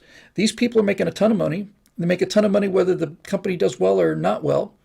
So they'd rather look good at a cocktail party than put out good content. And by the way, they're just too lazy, and mostly they're too incompetent to produce anything good.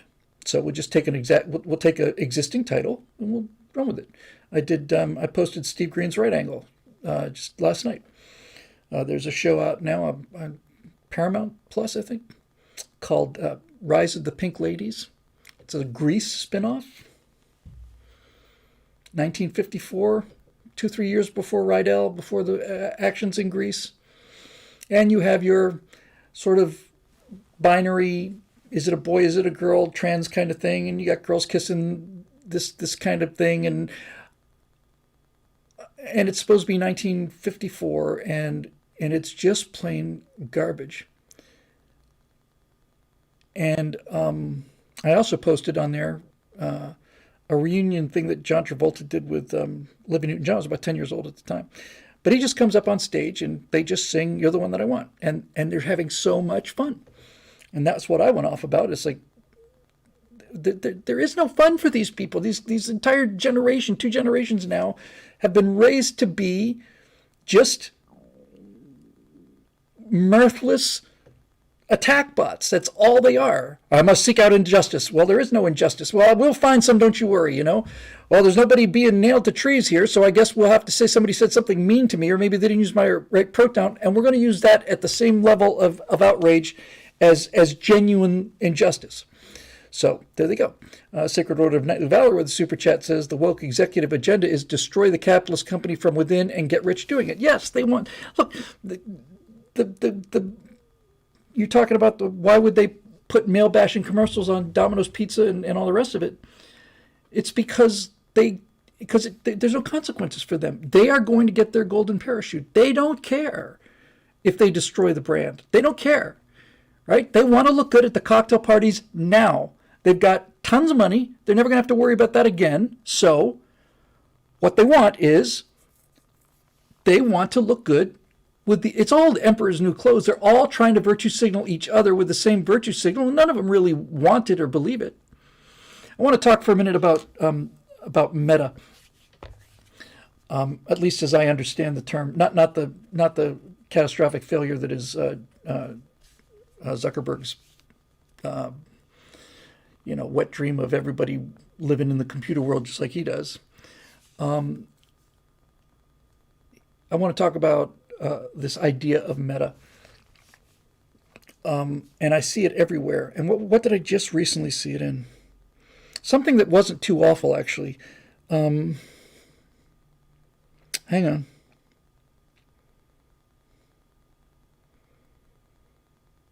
So meta is when you've got, let's say you've got a horror movie,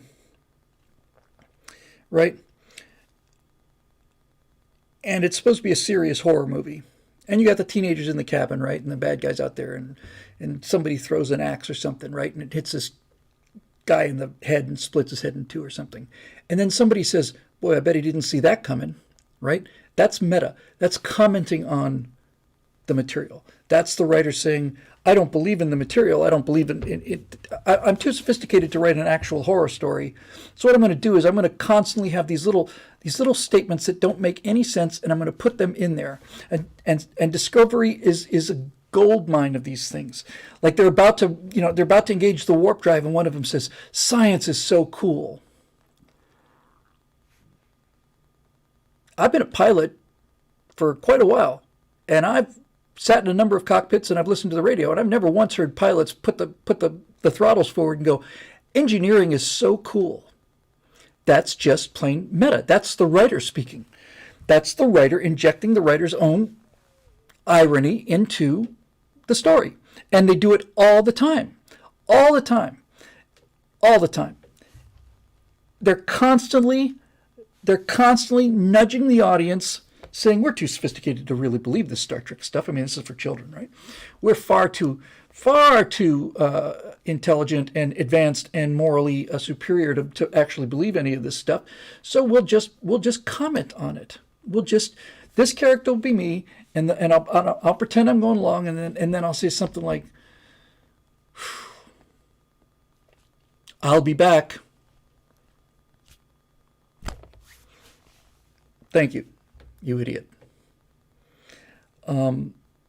They're just plain G.K. Masterson for the win.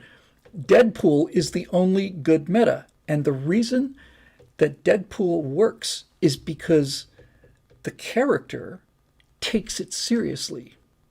This is something fun to talk about. I learned this from Jack Horkheimer.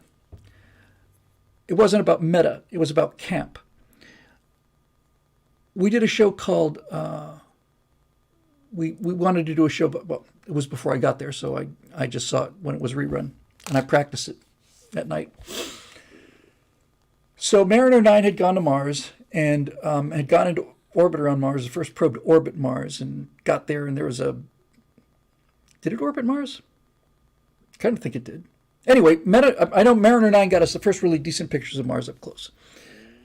So Horkheimer wanted to do a show about Mars, so he wrote a script called Buck Rogers Right On. And basically what he was doing is he was contrasting the Mars that existed in the 1930s with what we know about Mars today. That's why Horkheimer was a genius. And that's why I grew up listening to Alan's Alley and other radio classics like Ethel Merman singing God Bless America, because all of the walk-in music was like old radio shows and that kind of thing. So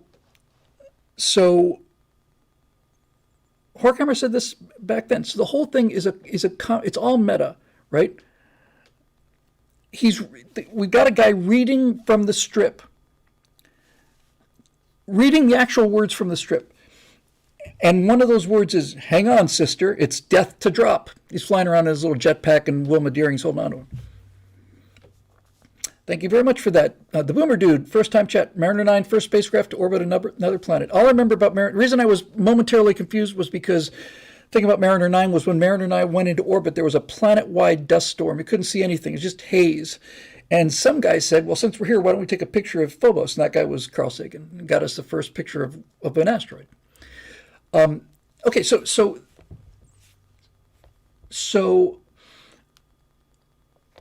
it's true for meta, it's true for camp. And what Jack said was, he said, the only way that something ridiculous... Let's take Batman. Everybody knows Batman is a perfect example. The TV show. The only way that Batman works, and Batman is bloody brilliant. It's just brilliant. And the reason Batman works is because Adam West believes it, right? He believes it. Adam West isn't standing there in the corner nudging the audience about how ridiculous this whole Batman thing is. If he did that, it'd be a catastrophe. Camp, Batman is camp. Camp, in order for camp to work, it has to be played absolutely seriously. Because if you start commenting on something that is already a commentary on something, it's just garbage. It's unwatchable cringe. The genius of Batman, and Burt Ward too, all of them, but really Adam West and Burt Ward. The genius of that show, the reason that show was a society-changing smash hit, was because Adam West and Burt Ward took it seriously. They took it seriously. They genuinely, actually took it seriously. And that's why it worked. Because otherwise, none of the stuff that makes Batman brilliant makes any sense. I'll give you my favorite example from Batman. By far. Batman and Robin are looking for some bad guys, and they go into a nightclub, and it's packed. And everybody's in evening clothes, and Batman and Robin come in their costumes, and the maitre d' walks up to him and he says, would you like a stage side table for you, Batman, right up front? And Batman says, no, we wouldn't want to call undue attention to ourselves. Says the guy in the pink and purple bat suit. We wouldn't want to call undue attention to ourselves. That's brilliant. That's really, really, really clever. And if he had made any kind of comment on that, it would have been a catastrophe. It wouldn't have made any sense. But the fact that he said that in such a straight, the fact that he played it so straight is what made it funny. No. we don't want to call any undue attention to ourselves because we're dressed in our frickin' costumes, right? It's clever. Little things on Batman that were really clever, just clever. So the narrator is constantly referring to stately Wayne Manor. Batman and Robin return to stately Wayne Manor. Is always referred to as stately Wayne Manor. And that's funny, but what's brilliant is there was a scene where there was they went to the Bat computer and Bruce Wayne's house came up, and on the screen, on the picture, the subtitle of the house said Stately Wayne Manor. And I thought, that is absolutely it, man. Absolutely it. So as Eric points out, the reason that Batman works and the reason that Deadpool works is that they don't comment on the camp. They just believe it, and they make it part of the character. Sometimes you just can't get rid of a bomb. Absolutely right. And I'll tell you another thing. I remember I was crazed about that show. I had it was years before I saw Star Trek. It was a battle of one hemisphere versus the other for me with Lost in Space and Batman. Both came out in '66, I want to say. And I used to have a bat costume and a bat cowl, and I would come home from school and I'd get in my bat costume and I'd go stand at the end of our driveway with my hands on my hips protecting, Bermuda. That's what Batman did. And people would beep their horns and say, "Good to see you, Batman." And I'd say, "Carry on, citizen," that kind of thing. But I took it seriously because I was too much of a child to see what they were really doing. But I bring this up to say that when they are walking up the side of the building and they're holding onto this thin little rope and they're walking straight up the side of the building, and then the windows open and it's some kind of celebrity sticks his head out, right? I believe that. When you see it as an adult, it is so obviously just the camera cranked 90. They're standing on a thing and they're just holding this wire, and there's a wire making their capes stand up so it looks like gravity, and then a guy comes out, instead of from the side, he comes up from the bottom, and oh look, he's Roddy McDowell or whoever the hell it is, right? I believed it when I was a kid because Adam West wasn't constantly winking at the camera saying, "It's just a camera trick." Nope. He didn't take it that way at all. So that's a great example of how you have to play by the rules. And anytime there's any kind of a meta comment like in Discovery, it's just another chance for me to come out of the show and say, okay, so you don't take this seriously. You're embarrassed. It's really what it comes down to. The writers of Discovery and Picard are embarrassed about Star Trek. They find the entire idea to be embarrassing. So they stand aside and make their meta comments to show what the writers really feel. And that's why it's garbage, hot garbage. Ren Soon, I think, mentions one of my favorite actors of all time. That's Frank Gorshin. Second best next to John Glover in the animated series, I guess.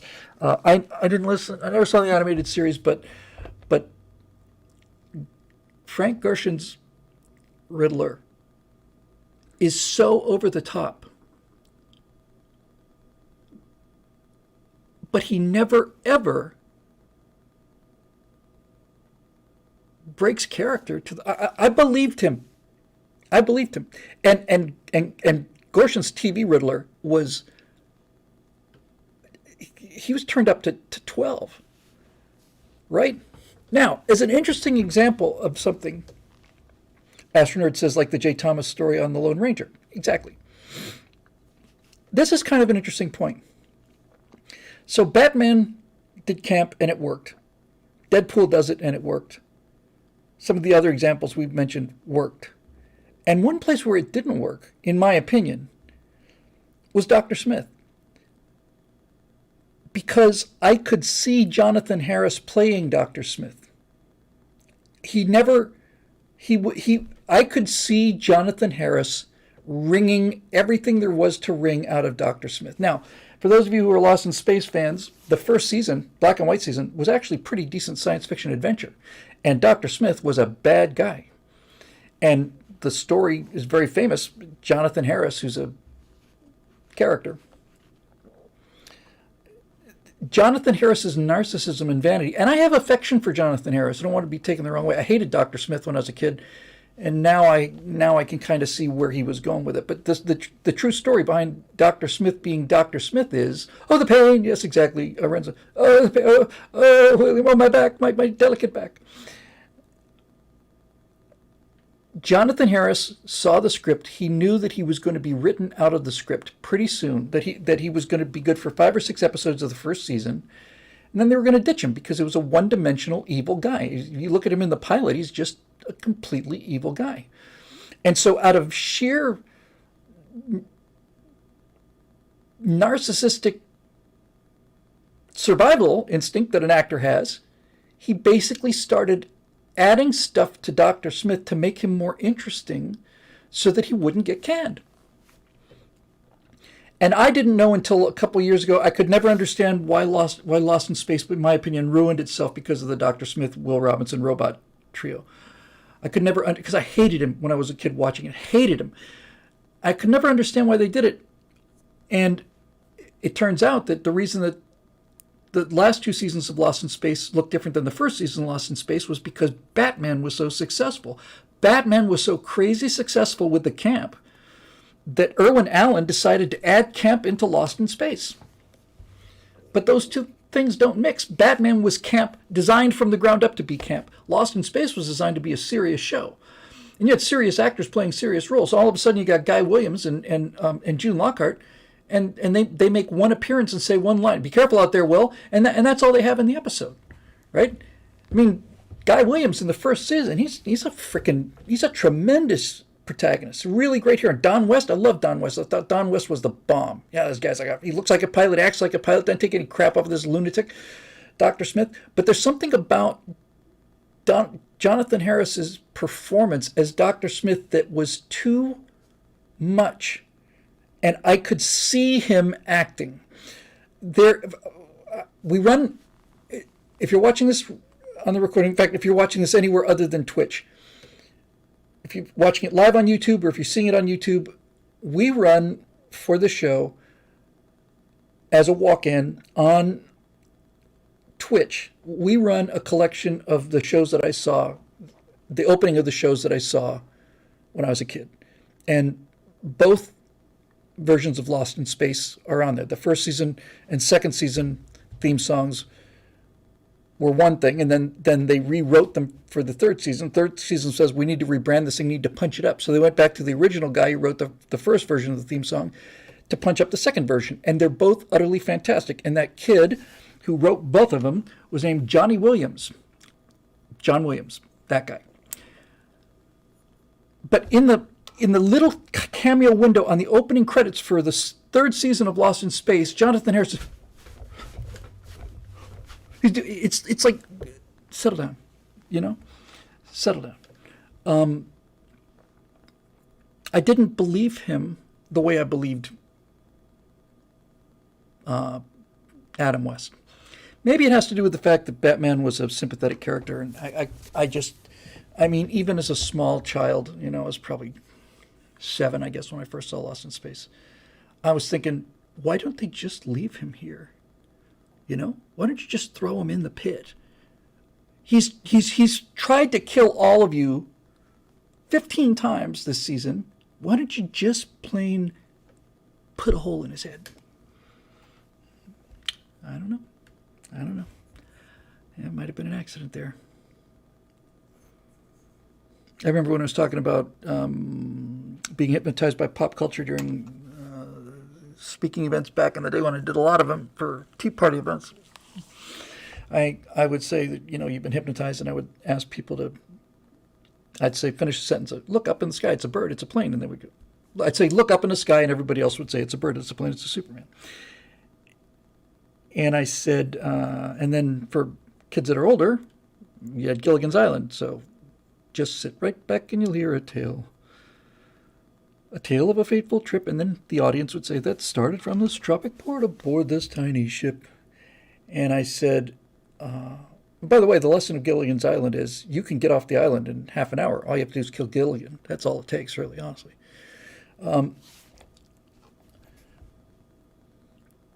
But Dr. Smith was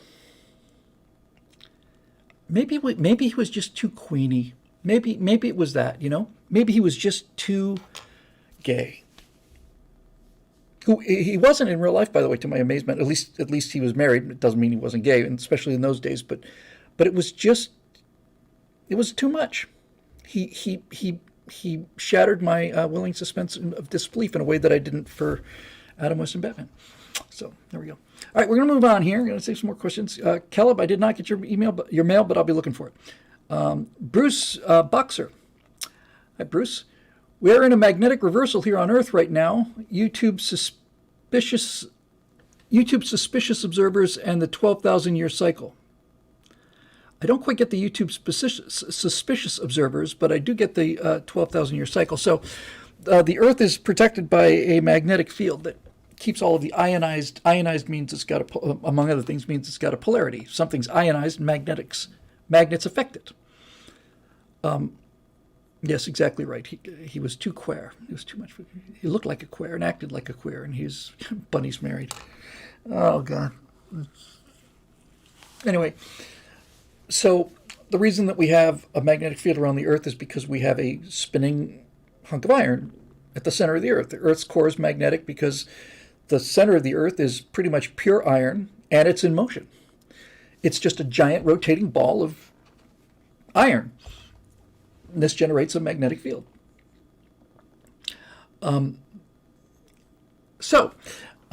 Great. And our compasses point north, or they point south. It doesn't matter. We're going to paint one end of it red, the other end we're going to leave black, and we're going to say the red end points to the north because it's possible to get ferrous metal like iron to align itself with the magnetic field of the Earth. That's what a compass is. But, and this is actually, if you think about it, kind of a lucky break for us.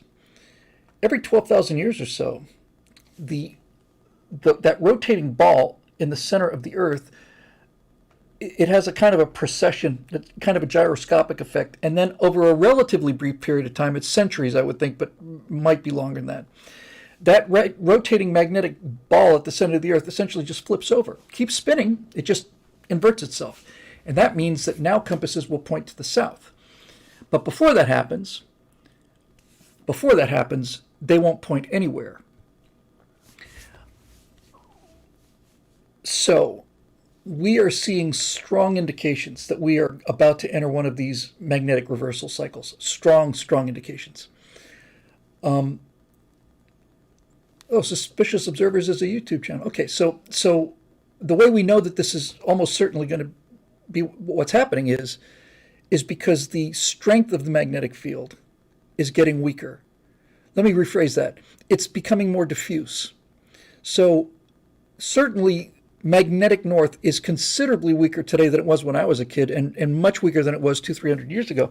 The reason I said it's kind of a lucky break was, if this had happened 300-400 years ago, we wouldn't have compasses. That would be the end of ocean exploration for centuries, if not millennia. So basically what's going to happen is the Earth's North Pole will become the South Pole. All of the compasses will point south. North. You look at north on a compass, it'll be pointing what used to be south. GPS is not affected by this, obviously, but magnetic compasses are. And before that happens, the North Pole will weaken enough so that essentially there will not be a pole. There will be a series of poles. There might be an area somewhere around, let's say, Denver, that's got like a really strong positive field. And then there's another one in Madrid that's kind of a strong, negative field. And it's just kind of blotchy. I don't know what it's going to do to our protection. Something to be worried about. Because it's not just us. I mean, could stay indoors if we had to. But plants and stuff might be a problem. Anyway, it doesn't come on super fast, but it by geological terms, it's just a flash, but it looks like it's happening. So I'm glad the compasses worked when we needed them. We don't really need compasses anymore, basically. Scrappy says big thing about solar radiation, big worry about solar radiation. Yeah, we all of the solar radiation, high energy charged particles that come out of the sun would cook the planet, but they all get hit the magnetic field and they all get channeled into the poles. That's what aurora are. It's just high energy particles hitting the atmosphere and glowing. So I will check out that channel because it sounds really cool. I love the name of it, but I'd never heard of him before. All right, moving on here. Oh, it's Eric Blake. What do you know? Hail Vectron citizen, whittle by Vectron's golden claw, may our side and Moss be cured of culture war PTSD, and may Vectron pour his golden blessings and anoint thy forehead and the forehead of thy families. Tonight's relatively short question. On Right Angle recently, you guys took issue with studios playing it safe to the point of having multiple viewer-tested endings. Gotta say, isn't that what one would expect with movies written by engineers? Test screenings, what's worked before, etc.? Well, it's certainly not written by writers. For those of you not up on this, the woke catastrophe, because it's not just a bad movie or a bomb, and it's not even just a series of bombs. That would be catastrophic enough. It's the destruction of the brand. Disney used to be, if not the most popular brand in America, certainly one of them. It was the most highly respected, best-loved brands in America. I was there, and I remember all of it. Walt Disney's Wonderful World of Disney, or The Wonderful World of Color, all that. It was a huge effect on me. I went to Disney World before it actually opened to the public because my dad was a hotel manager. And Disney was America. It was everything good about America. In fact, I got a chance to introduce Glenn Beck at an event, and among the many things that Glenn brought with him from his personal museum is a copy of Walt Disney's original prospectus for Disneyland, trying to raise money for Disneyland. And it says this will be a place that celebrates America and American values. That's what Walt was all about. It's been utterly inverted, not just corrupted, inverted.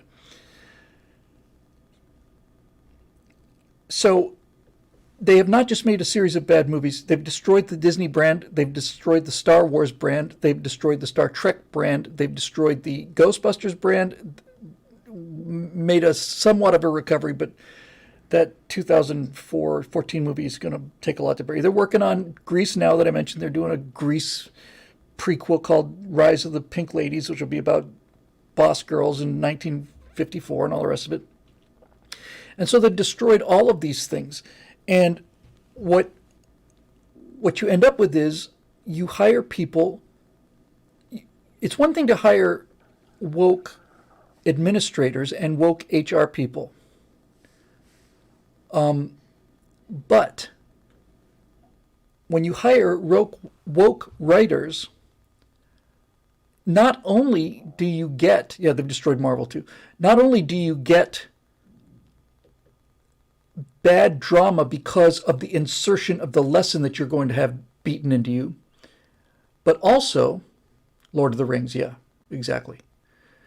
But also, when you hire these young woke writers, you're hiring people that basically grew up in New York City, did the whole New York City Brentwood kind of thing. They have no life experience at all. None of them have any life experience. Gene Roddenberry was a policeman for a while before he became Gene Roddenberry.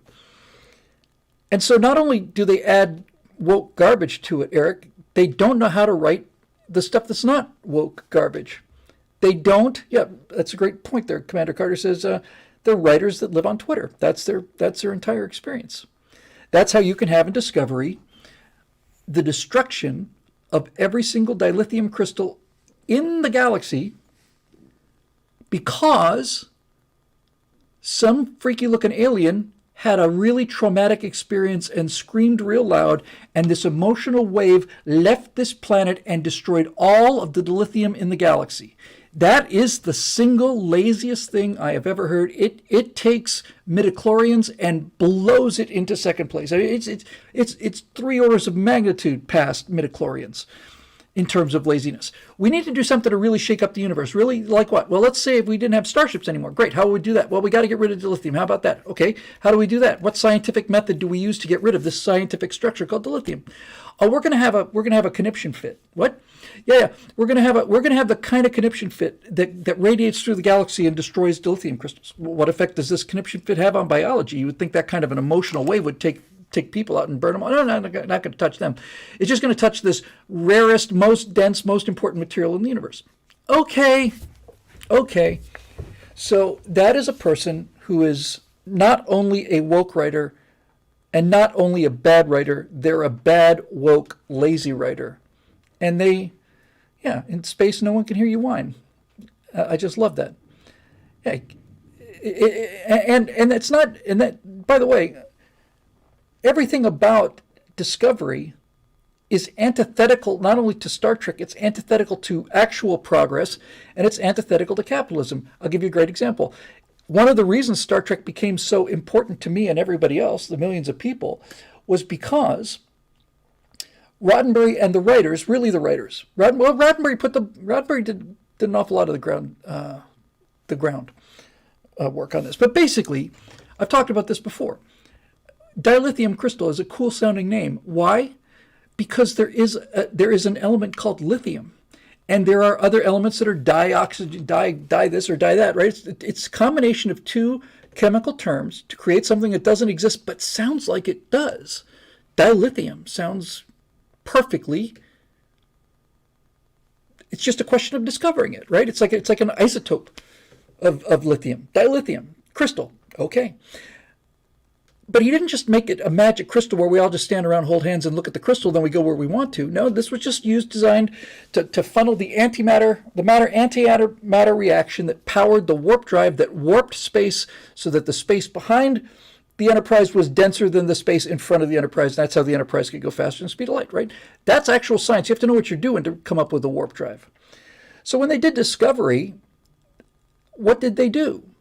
Well, they had, for some reason, they had to have Discovery magically appear and disappear, probably because they were too lazy to write any dialogue that took place on the journey. Most of the great Star Trek stuff happened while the Enterprise is in motion, right? But they didn't know how to write that. They didn't have a clue. Didn't have a clue about how any of this stuff works. And besides, the whole crew is nothing but these chicks anyway. You know, these kind of overweight chicks talking to each other about their feelings, like, you've got this, you know. I never once heard Spock turn to Kirk in the middle of a conflict with the Romulans and have Spock turn to Kirk and say, Jim, you've got this. You can do this, Jim. Of course he could do it.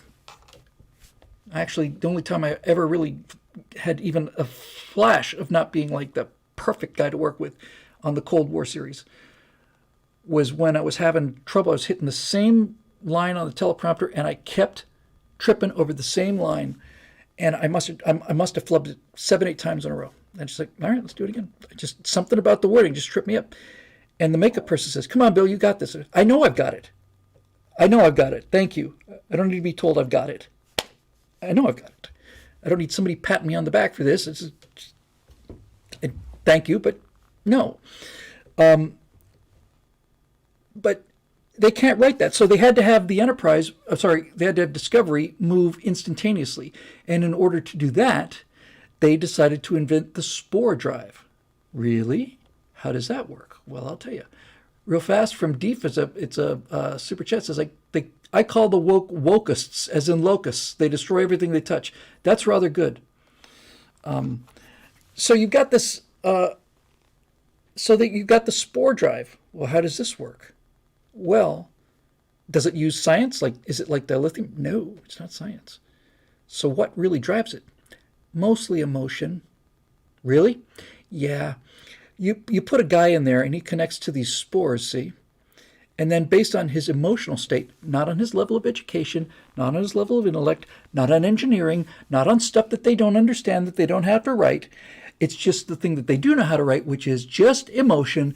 And he, through his feelings, not through his work or his engineering or his study or his years of building or standing on the shoulder of giants. No. You feel strongly enough, you'll get there. And that's the spore drive. And it's just plain awful. It's as awful as the dilithium crystals thing. It's just awful. It doesn't make any sense. Well, the whole universe is connected by spores, by fungus. Look, if you want to say that the universe is connected by something invisible, neutrino streams or something, and you can travel those streams, okay, something there, right?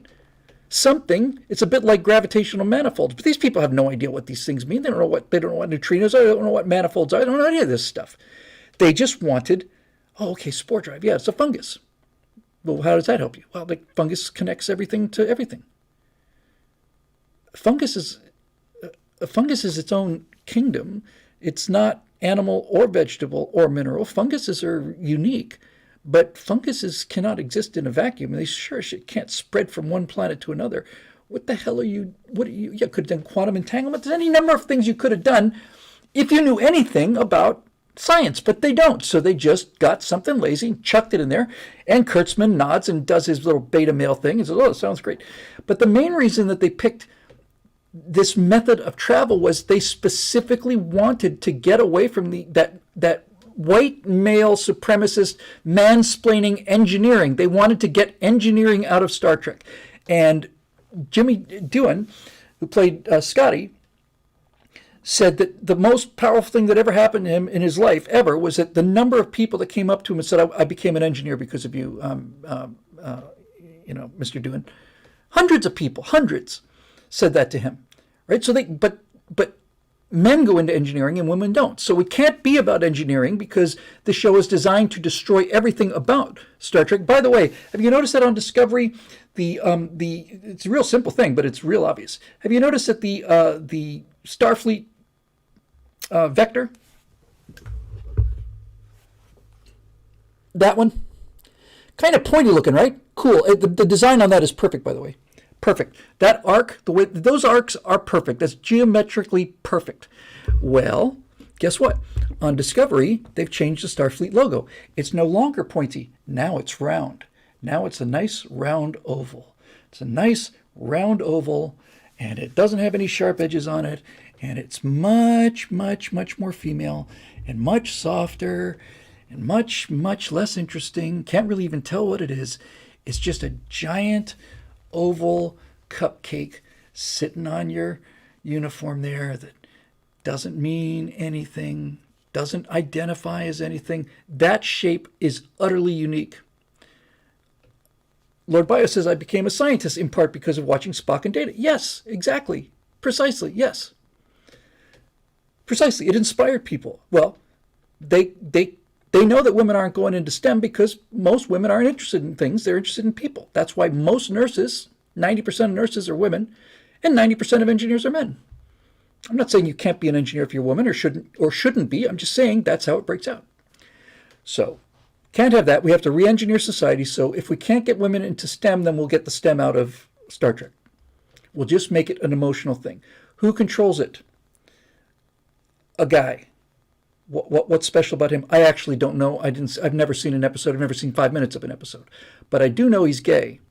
And so when things are really tough and when the Enterprise really, really has to perform, when Discovery really has to perform, like really, really perform, instead of everybody manning their engineering stations, this guy's husband comes in and holds his hand.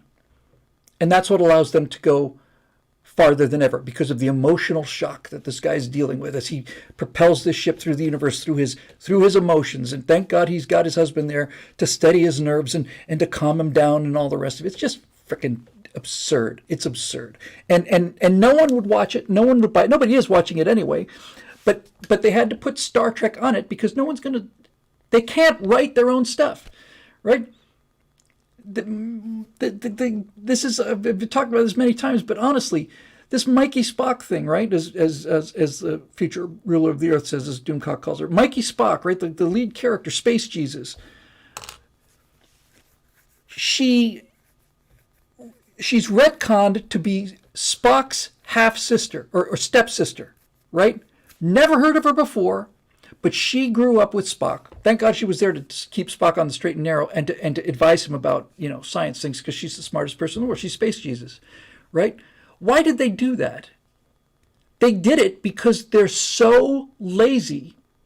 They're so lazy that instead of writing a season or two of this person's growth, they just simply said, "Oh yeah, she's good friends with Spock. She's as important a character as Spock." It's like skinning Spock and putting the cloak on her.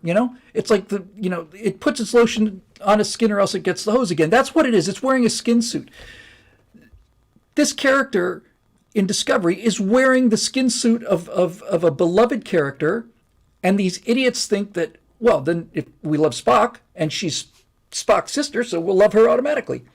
No, that's not how it works, you morons. It's not, I don't know if Star Trek will ever recover from this. I suspect that it probably will in the fullness of time through fan fiction.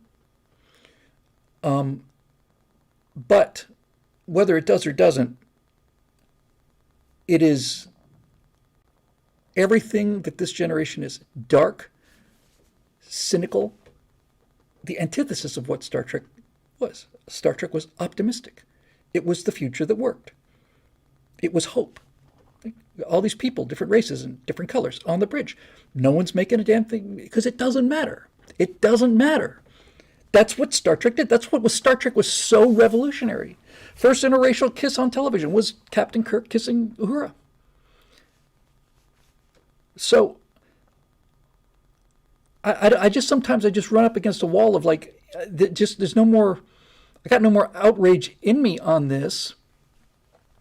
But back to Eric's question, movies written by engineers? No, an engineer would write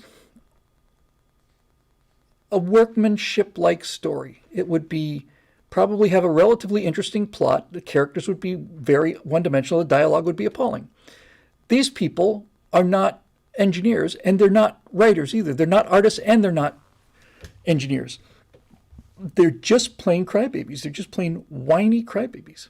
So anyway, so I think Star Trek could conceive. Look, I'm going to do the Colonies, and if somebody offered me Star Trek, I would still do the Colonies.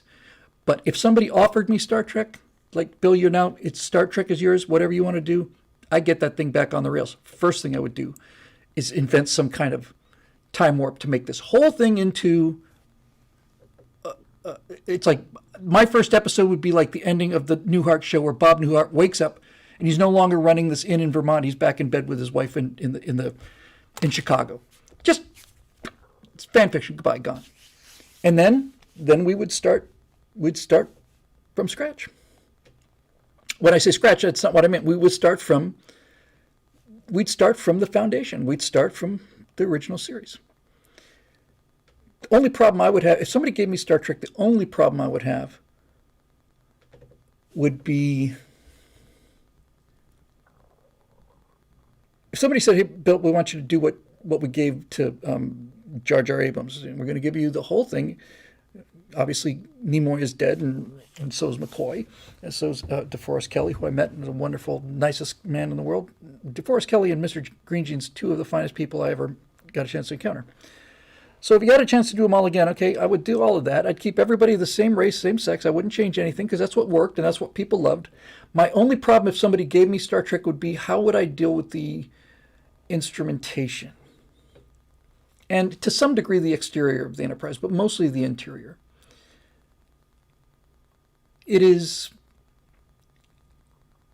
I mean, it's the best that science fiction could do on the budget in 1966.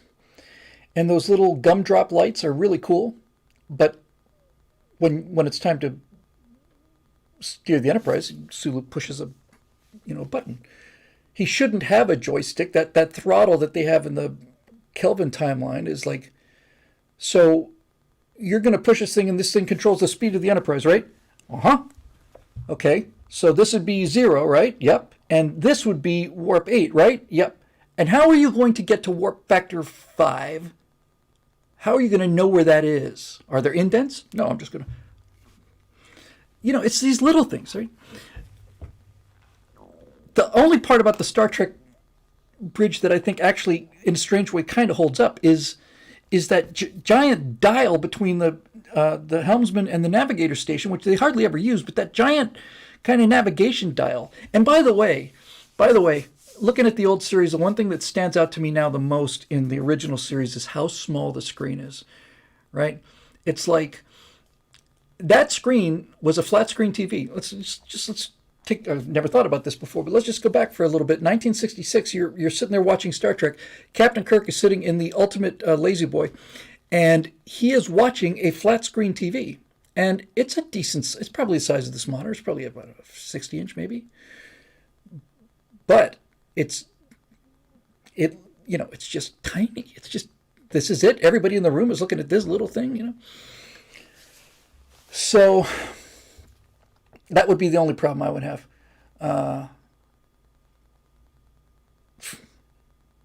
But still, the things I saw on that little screen, and that, well, I guess, I knew it was radar, that radar pulse sound.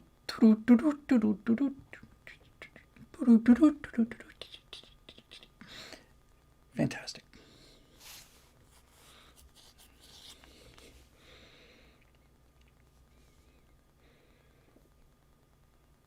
It just made me happy.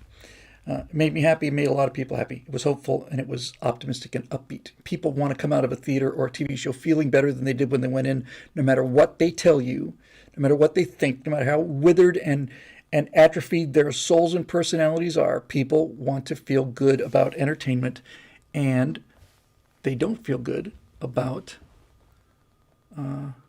this abomination. How about if we do like one or two more? One more, maybe? One more? Andrew Wallace? Yes, I will. Oh, because I said I will be there. Will you? Glad to see you, Andrew. I'll do one more. And I don't recall this name before. It's a great name. Jaser McFarland. Wow. Bill, you wonderful person, you. Somebody is looking at Anton, whatchamacallit. He's a Russian guy who does a great, has a YouTube channel on astronomy. He's fantastic. He's very low-key, but he's so authentic and kind. And his sign-on is, hello, wonderful person, and goodbye, wonderful person. And he sells T-shirts that say, hello, wonderful person. And I've read the comment sections on some of his videos. His videos are very, very good. He really knows his stuff. And time again in that, I see people saying, you're the only person that ever called me wonderful person. You're the first Anton Petrov, thank you. You've given me the will to live, kind of thing, right? It's just amazing how little things can be really big things. So anyway, thank you for the question there, Jaser McFarlane, you wonderful person, you. Please, for everything dark and grim in the distant future, apply for a position on the Warhammer 40K show that Henry Cavill and Amazon has partnered up on. I can't wait. Anton Petrov. Thank you. As an editor, what approaches would you take to avoid wokeness and stay true to the lore and the fans? Look, you can either make a woke 40K or you can make 40K. You can make a woke show about guys in armor or you can make 40K. There is no woke 40K. 40K is powerful because it is antithesis of woke. It is the living antithesis of woke. That's what I love about it. Probably why Cavill is in on it. And the fact that he's working on this and turned down The Witcher. I got to tell you, man, I didn't know anything about Henry Cavill's fan background, but to walk off of The Witcher because it wasn't The Witcher anymore, it was just getting too woke for him, He was a tremendously good Superman. He never had a decent script. He was great. He was ideal, perfect. He never, ever had a script that let Superman be Superman, meaning let him be wholesome. He's never been allowed to be wholesome. He's fantastic. And when I heard that there was a 40K show coming out, I couldn't believe it. When I heard that Cavill was attached to it, then I thought this thing may actually be good because Cavill walked off of The Witcher because it wasn't The Witcher anymore. And if they bring him in the beginning, then he's coming in with some kind of chops. He's undoubtedly going to work for a lower price and bring his star power to it. So he's going to make sure that it's 40K. And the Emperor protects, as Sad Wings Raging says, the Emperor protects. And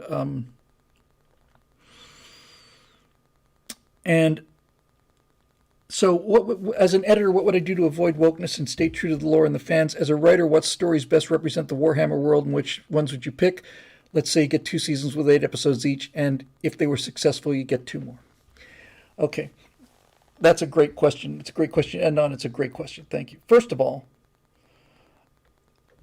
the first thing I'd have to fight is Games Workshop, the owners of 40K, because they're the ones that started doing female Astartes, and then they started doing a cartoon series where instead of them being like grimdark, they're just kind of like a big robot friend. You know, it's like the Ultramarines are kind of like your big pals in armor. So the company that owns the brand is making it woke already. So I would just say they have nothing to do with this, or else I have nothing to do with it. If I had that kind of power, I'd say you created an amazing franchise here, and you're going to get a big piece of it, but you have no creative input on this that is not directly related to what was there before. We're not making any changes. We're going to make it grimmer and darker.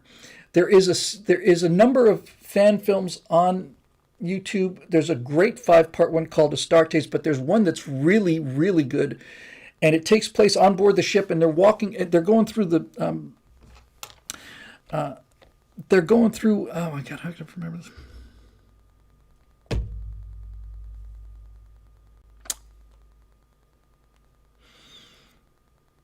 I hate it when my brain just locks up like this. I just haven't seen enough of it recently. What is their work? The space continuum they go through? I've forgotten the name of it. Help me! I'm embarrassed. I don't remember this. It's the second somebody says I'm going to scream. They're going through such a huge part of it too. Help me! The realm of chaos. The space opens up and they go into the warp. The warp. How could I forget that? The warp. Thank you. Thank you very much. Okay, so they go into the warp. And on this one particular thing on YouTube, I'll see if I can remember to put a link to it on the YouTube page here, because it's very, very good. It's very, very, very, very dark. And there's all these creatures from the warp are materializing on board the ship, and the Geller fields are there protecting this thing. And it's like, it's freaking horrible. So here's the thing about 40K, and this is why I love 40K. I've read all of the 60 plus novels in the Horus Heresy. I've read all of the 7 books in the Siege of Terra series. The final book is turning into a 2-parter. But Dan Abnett is writing it. He's the one who wrote the first one. Dan Abnett got me into it because he's such a good writer. Read the first book, so I stuck around for the final 70. But they're breaking it up into 2 parts, and the first part I think is due out like now. I look for it yesterday. Due any day now, that kind of thing. Anyway, so to avoid wokeness, I'd keep Games Workshop out of it, and I would quiz writers on this. You would have to convince me that you'd at least done your homework on this, if not lived in this environment. But I would clearly I wouldn't hire anybody. Not only would I not hire anybody who didn't know the background of 40K, I would not hire any single writer who did not have some kind of tragic experience in life. And I'm as serious as I can be about that. As serious as I can be. I would not hire anyone who has not been through some kind of awful tragedy. If somebody came up to me and said, "Hey, Bill, I'm a screenwriter and I was deployed in Iraq 2 times," I'd say, "Go. Go write. You're in. Congratulations, you're in." Because he's seen stuff that nobody wants to see, and that's the essence of what 40K is. 40K is almost camp. It's not camp. It's nothing like camp, but it is almost camp-like in its endless desire to find out where the bottom of human misery is, right? That's what I love about 40K, is they have come up with yet another way to make the future even more horrible than it was before. Corpse paste. When I first read about corpse paste, I just thought, I love this, French. I love it. I love it. So I would make sure that the writers had some kind of background as people, and I'd want to know, especially, they don't have to know about the science stuff, because there's not much science in 40K at all, really. But they do have to know about authoritarianism, and they do have to know about brutality, and they do have to all be men. I'm pretty sure I would go with that. If a woman came to me with a 40K pitch, and it was about Astartes, I'd be very skeptical. Now, if she came at me with a 40K pitch about the Sisters of Silence, I'd say, rock on. I think if you're going to write a Sister of Silence episode, that needs to be written by a woman, because those are the essential elements of what makes the Astartes and Sisters of Silence different. This is why I hate the idea of women Astartes. It's the same reason as I started this whole rant on 2.5 hours ago, right? There can't be poor people in space, because for the same reason you can't have female Astartes, because you never run out of males. You will never run out of male candidates before you need to get to women. So Bill, if you want to come out of the theater feeling better than you went in, so where does 40K come in? Sounds like you feel worse. Yes, but I don't believe in battle sisters. It's just plain woke nonsense. There's not a female body in the galaxy that will ever be able to make it to Astartes, because the biggest, strongest of the trillions and trillions and trillions of males in the society, most of them don't make it. So it's gone. In my world, it doesn't exist. Sisters of Silence exists. Captains of spaceships exists. But that, no.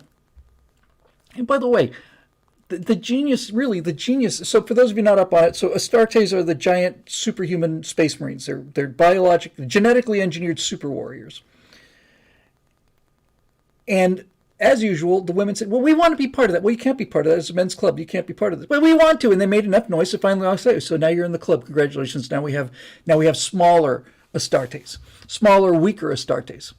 So they're not, so what's the point, right? Why not just go with Imperial Guard? But what they did do for women is they created the Sisters of Silence. They gave them a very, very, very, very, very strange power. Very strange power. In a world of psychic activity, the 40K universe is powered by psychic activity. The navigators are all psychers. And in fact, the enemy of humanity is all of humanity's emotional negativity embodied in the real world. The warp is created by and populated by every violent, nasty thought. And so the more you fight, the stronger the warp gets. So that's a great point there. Rough Ryan says a woman could write the horrors of being a victim in Warhammer. Absolutely right. Yes, if I had a survivor story, that'd be my go-to person by far. In any event, this is the thing. They gave the Sisters of Silence, they basically said that these women have no souls. And since they have no souls, they have no psychic presence. And even people who are not psychers feel an automatic kind of repugnance to them. There's something wrong. I don't know what it is, but there's something wrong. They don't have a soul. And actual psychers will go insane in their presence. But what they are essentially is they're a form of kryptonite. They're like a dampening field. Wherever these things are, psychic power is essentially neutralized. It's like an acid. So they're really important. And when they're deployed well, they're critical. It's a very interesting it's almost a misogynistic power to give to women, but then what would you expect from 40K? 40K doesn't treat anybody well, right? Yes, women can be, yes, they absolutely can. What are we going to do with them? Well, why don't we have, how about if we write them so that certain rare mutants of them don't have any souls?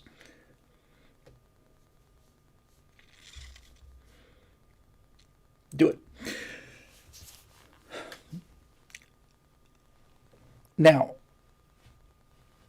as a writer, what stories would best represent the Warhammer world, and which ones would you pick? Okay, I've been talking about 40K, 40K, 40K, 40K, and hundreds of times on numerous Stratosphere Lounges and Stratosphere Studio shows, but the bottom line is I'm actually not a 40K fan. I'm a 30K fan.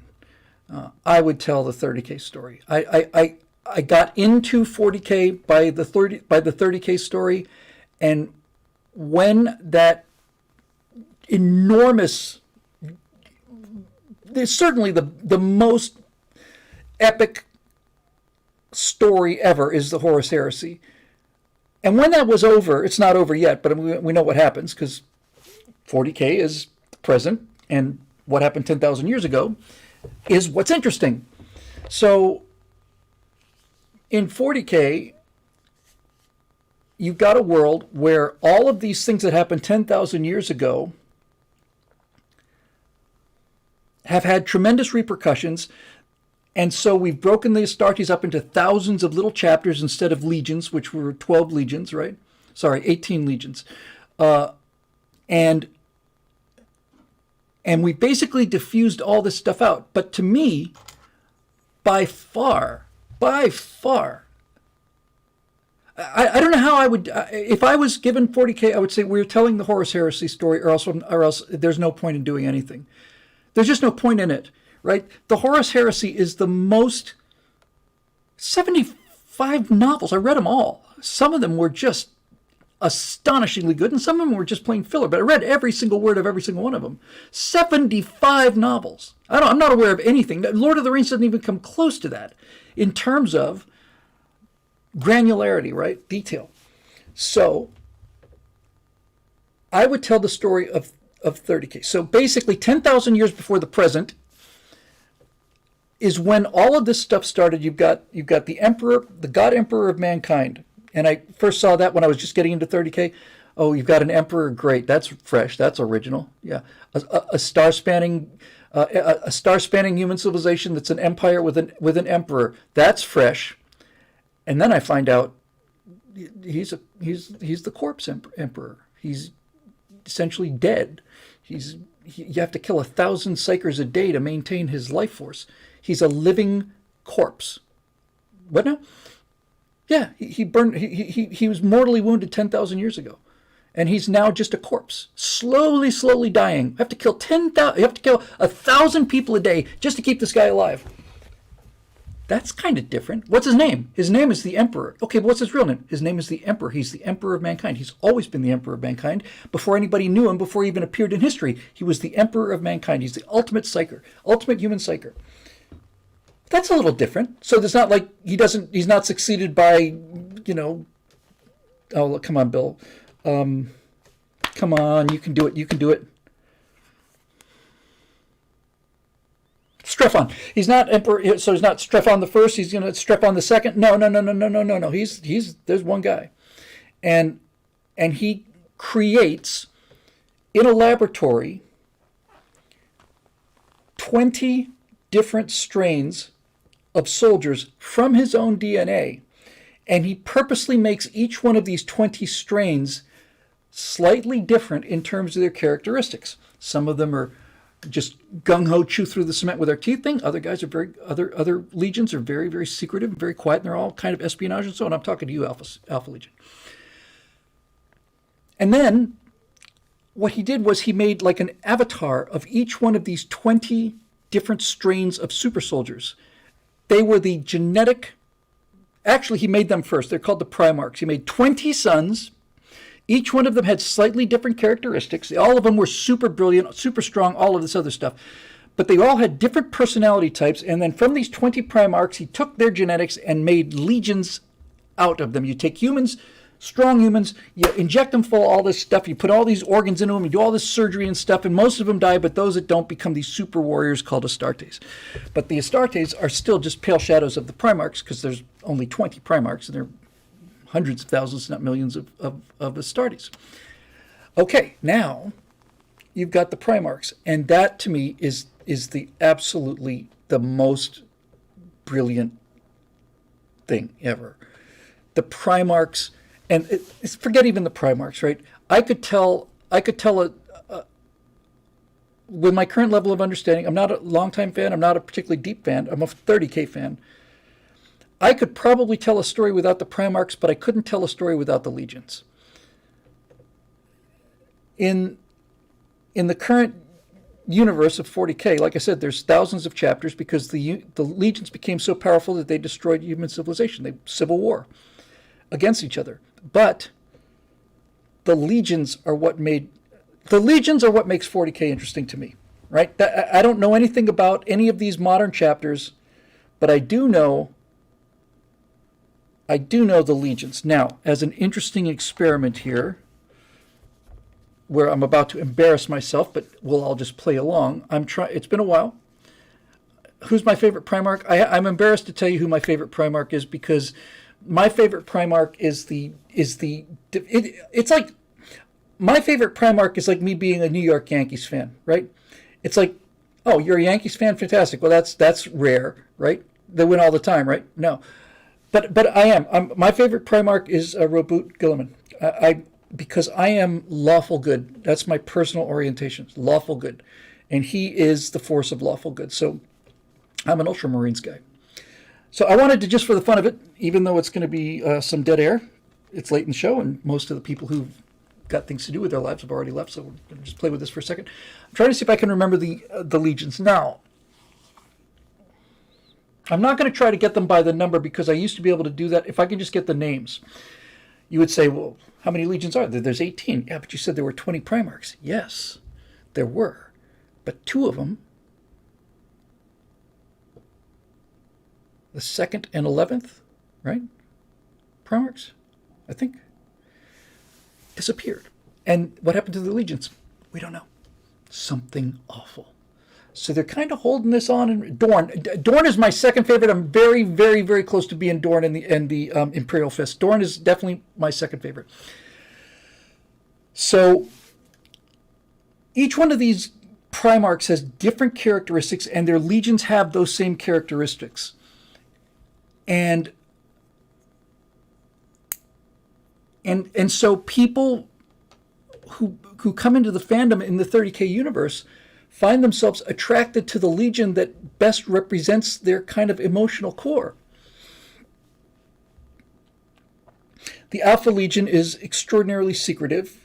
Everybody says that it's kind of like I am Spartacus, right? Everybody's Alpharius in the Alpha Legion. They have fighting Primarchs, but that's not what they're good at. They're good at espionage. They're good at infiltration. They're plotters. They're all of that stuff. Ultramarines are like the Boy Scouts. The Imperial Fists are the defenders of Earth. They essentially never leave Earth. Rogel Dorn is there to prevent anybody from hurting the Emperor, and he ends up protecting the Emperor against the most powerful force ever, but the Emperor is mortally wounded. So anyway, back and forth you go. I've seen that, by the way, the text-to-speech device. Thanks for bringing that up. So if you're one of those guys who's like, here come the horror. If you're one of these guys that like Zulu, like really love the movie Zulu, where you got 120 redcoats versus 8,000 Zulus, and that whole kind of thing, we're in this thing, and we got to just use our plain grit and firepower, then Imperial Fist and Rogel Dorn is your guy. So I'm just trying to see if I can remember the 18 legions, not in any particular order. So if I get the numbers, I'll remember. But so the first is Lionel Johnson. And that is there's a little bit of overlap here. There's too many wolves and too many irons. So they would be the,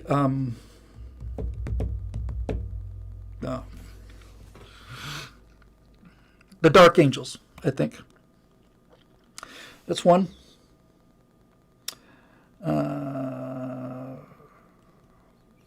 Fulgrim's Legion. It's been a while. I used to know this stuff so well. Fulgrim's Legion is Emperor's Children. I don't know. I'm not gonna try and get the numbers. I just plain forget it. Ultramarines, Emperor's Children, Word Bearers, Night Stalkers,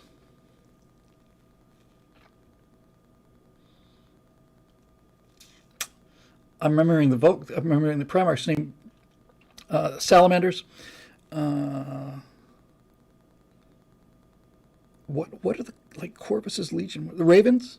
No.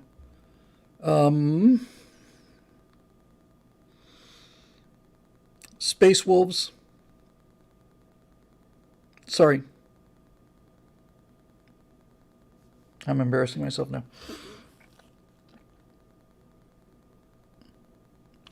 So, see, I can remember the name of the Primarchs. I can't remember the name of their thing. I'm embarrassed. World Eaters, right? That's so. Here's somebody listing them. World Eaters, that's Angron's Legion. Blood Angels is Sanguinius's Legion. Space Wolves would be Lehman Russ, right? Iron Fists were Ferrus Manus. World Eaters were Angron. Thousand Suns, that was Magnus. Salamanders was Vulcan. Come on, give me the rest of them. Put them up there. Put them up there. I've got to have some kind of way to... Luna Wolves became Horus's... Sons of Horus? Horus's children? Sons of Horus, I think. Come on, give me some more. Come on, give me some more. Give me, just so I can name the Primarchs. Here's something: if the Emperor is dying, why doesn't he just make a complete clone of himself? I don't know. Raging 30K, I love 30K, so that's what I would do. It's just the story is just so profound, and not only are the Primarchs and the Legions just the guts of the thing, but they're so defined. They're so different. They're so different looking, you know? You got Fulgrim, who's this foppish kind of, just everything that his Legion does is all about perfection, and they're all in purple and gold. They've got all this ornamentation, and and it's just kind of looking like hairdressers and all the rest of it. And then you've got, let me think, Iron Warriors, let's say, right? They're just plain grunts. There's just a battering ram. Boom. White Scars. That's a great Legion. So anyway, it's really, really, really, really, really in depth. I'm really looking forward to it. There's an actual chance I might put in a bid to write a script for that. I really think that would be kind of cool. I really think I might just think about that. So it's a Legion of Quares. Yes, that would be Fulgrim. Yeah. Emperor's Children are legions of Quares. Somebody, I just love doing it. So the Ultramarines are Reboot. That's the 13th Legion. The White Scars are great. The Death... What is it Death Eaters, Moritarians Legion? This is the part I get a little weird. Anyway, it's fantastic. I love it. And I would go right to that. I would tell the story of the Horus Heresy in the first 2 seasons, and if that went, then I would immediately deal with the aftermath of it, and then I'd let things kind of fall the way they do. I really like the Gaunt's series. And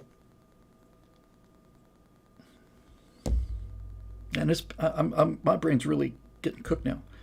Gaunt's Ghosts, fantastic series. The Tanith, first and only. So, somebody wrote a series on just one company of Imperial Guards, and it was just fantastic. So the Imperial Guards are the humans, and they do most of the dirty work. And they call in the Astartes Supermen when they need to. Anyway, all right, Eric says there's another question. All right, Eric, I'm gonna kick that one till next week because it's a large one. Thank you very much for the song, but bring the question back next week and we'll do it. All right, so hey, it's time for this one. We don't have in Roslyn Wills, and time for this one to go home, something like that. I don't remember. Been a while. So yeah, that's it. Checking out. We're done. I got some writing to do, and I'll have writing to do until the 5th of March. Then I'll record this baby. That'll take a week. And then I can go back to everything. Mr. Wizard, that was it. Help, Mr. Wizard. Then we will go back to all the stuff that this channel was put out there in the first place for. Just as we launched it, it's like you must spend full time for 4 months on this project for Daily Wire. With that said, I think it's really, really good. I really think it's good. And the more I see coming out of Ukraine on a daily basis, the more I realize it's a curse on these people. It's a self-inflicted curse. There's a Russian propagandist. He's the ultimate tough guy. And he's saying, well, we should start this Ukraine war by, first thing we need to do is nuke London. And then we'll get to, when we pushed our way all the way to the tip of the Iberian Peninsula and we've got Lisbon under our control, then we can take care of those Americans across the pond kind of thinking. I'm listening to this and I'm thinking, you guys are having a real hard time. I know this is politics. I'm just going to bring it up just because it flew into my head. But what was the guy's point? It was actually kind of a cool point. Something to the effect of that Putin would use nuclear weapons rather than fight NATO conventionally, because if NATO fought the Russians conventionally, he said the casualty ratio would be 1,000 to 1. I think that's about right. We put A-10s in there, and it's game over, man. We'd have air superiority in 2 hours. That'd be the end of that. Anyway, so yes, the Emperor protects, and that'll do it. And the show's made possible by the members at BillWhittle.com, who continue to keep these little gems a coming. So I will get this baby downloaded and posted, get the show ready for tomorrow, and we are approaching the end of this long dry spell, for which I am very, very grateful for so many of you members who've been sticking around, even though I have been below par on my deliveries. I really believe, I really believe that when you see it, you'll have appreciated that the time was worth it. Because this stuff, the historical stuff for Daily Wire is forever. And it's really, really good, I think. Okay. Anyway, that'll do it. Thanks for joining us. We will see you Thursday for Stratosphere Lounge. And unless something really bizarre happens, I'll see you here back again on Monday for more show business talk on the Stratosphere Studio. Good night.